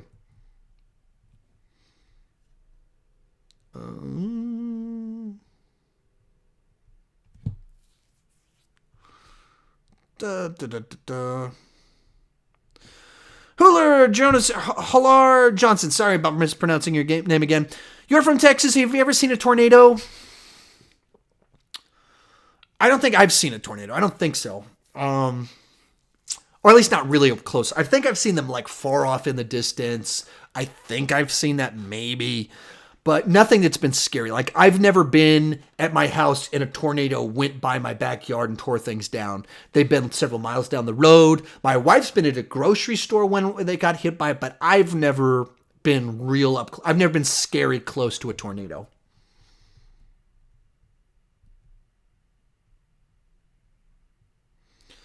All right. Have you watched Triple Frontier? I have a review up for Triple Frontier, so yeah. I have seen it. I've reviewed it. Daniel L., how many Best Picture nominees did you see? I saw all but 3 of them. I didn't see Roma, I didn't see Vice, and I didn't see the winner, Green Book. I saw all the other ones. So I think there was 8, so I think I saw 5 of them. Ben Schmoir, favorite Parks and Recreation character, Ron Swanson. Libertarian, fun hater of government that works for the government. Just great humor to him, Ron Swanson. Knight, will you cover Comic-Con? DC movies have big stuff. Yeah, I mean, the last 3 years I've covered Comic-Con. So, I mean, I've the trailer reactions, any big news that drops, I've always covered it. So, for me, that's, that teeing off for a great week of movie news for me. They give me my, like, I can't plan my schedule in advance. I just plan to have a gap in my schedule. And given I'm full-time now, I'll probably just be sitting at home for the whole week and just sitting here with my phone going, all right, time to shoot a reaction. All right, time to choose a news video. That's what I'll do for the whole week. But yeah, I mean, I'll drop 2 or 3 videos probably every day during Comic-Con, just while all the news dropping. Final couple of questions. Hey, Sean, have you seen Cloak and Dagger? I have not seen Cloak and Dagger. Steven Alvarez, Uber being banned in Austin. I think I've heard that. I've never used Uber. I have a car. I don't really go downtown Austin or do anything or need an Uber. All that stuff. I think that stuff is just ridiculous. I'm for companies being able to do their thing. The idea of the city banning a company is outrageous to me. Austin proper does a lot of dumb things. So that being an example, I think that companies should be able to run. Back to that Ron Swanson libertarianism.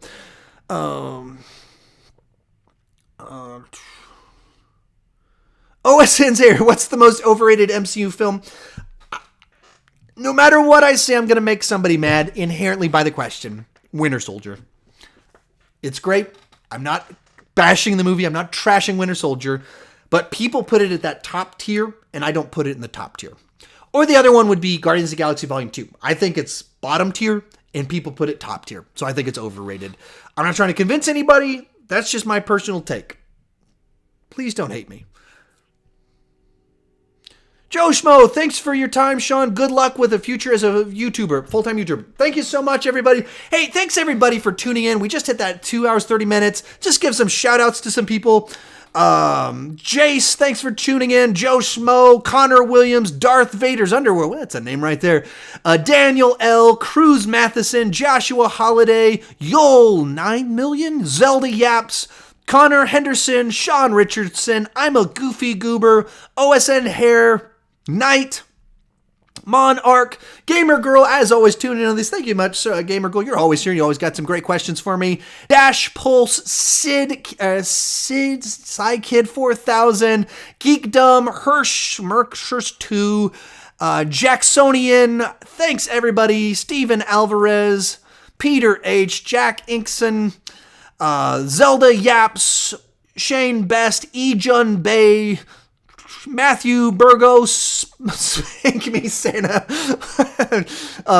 Hero Games for the win, MCC Productions, Kevin Jr. Carnes, Ryan Kukason, Nick Bari, KB, Brian Murphy, Legendary, Darth Gaffer, Weston Campbell.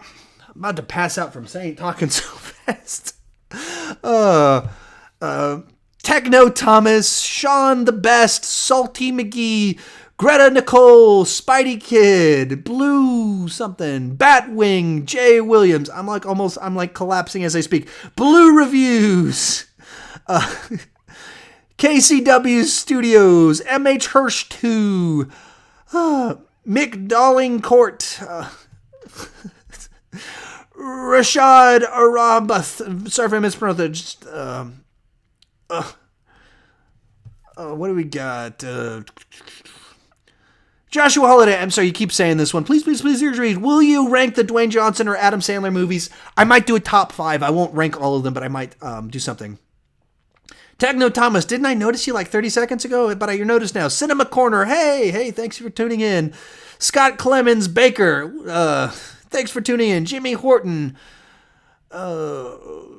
Arkham Knight, MP Skills, I better close it out, A Game Studios, Paul George, Celeste Heron, Camp Mathis, AJ Bloodstream X, and one final time, Sammy Boy 12 and Jace. Thanks, everybody, for tuning in. I've got to go actually edit video. I was going to say go sleep, but I got to go finish tomorrow's video. And I need to eat dinner. I'm starving and itch my nose.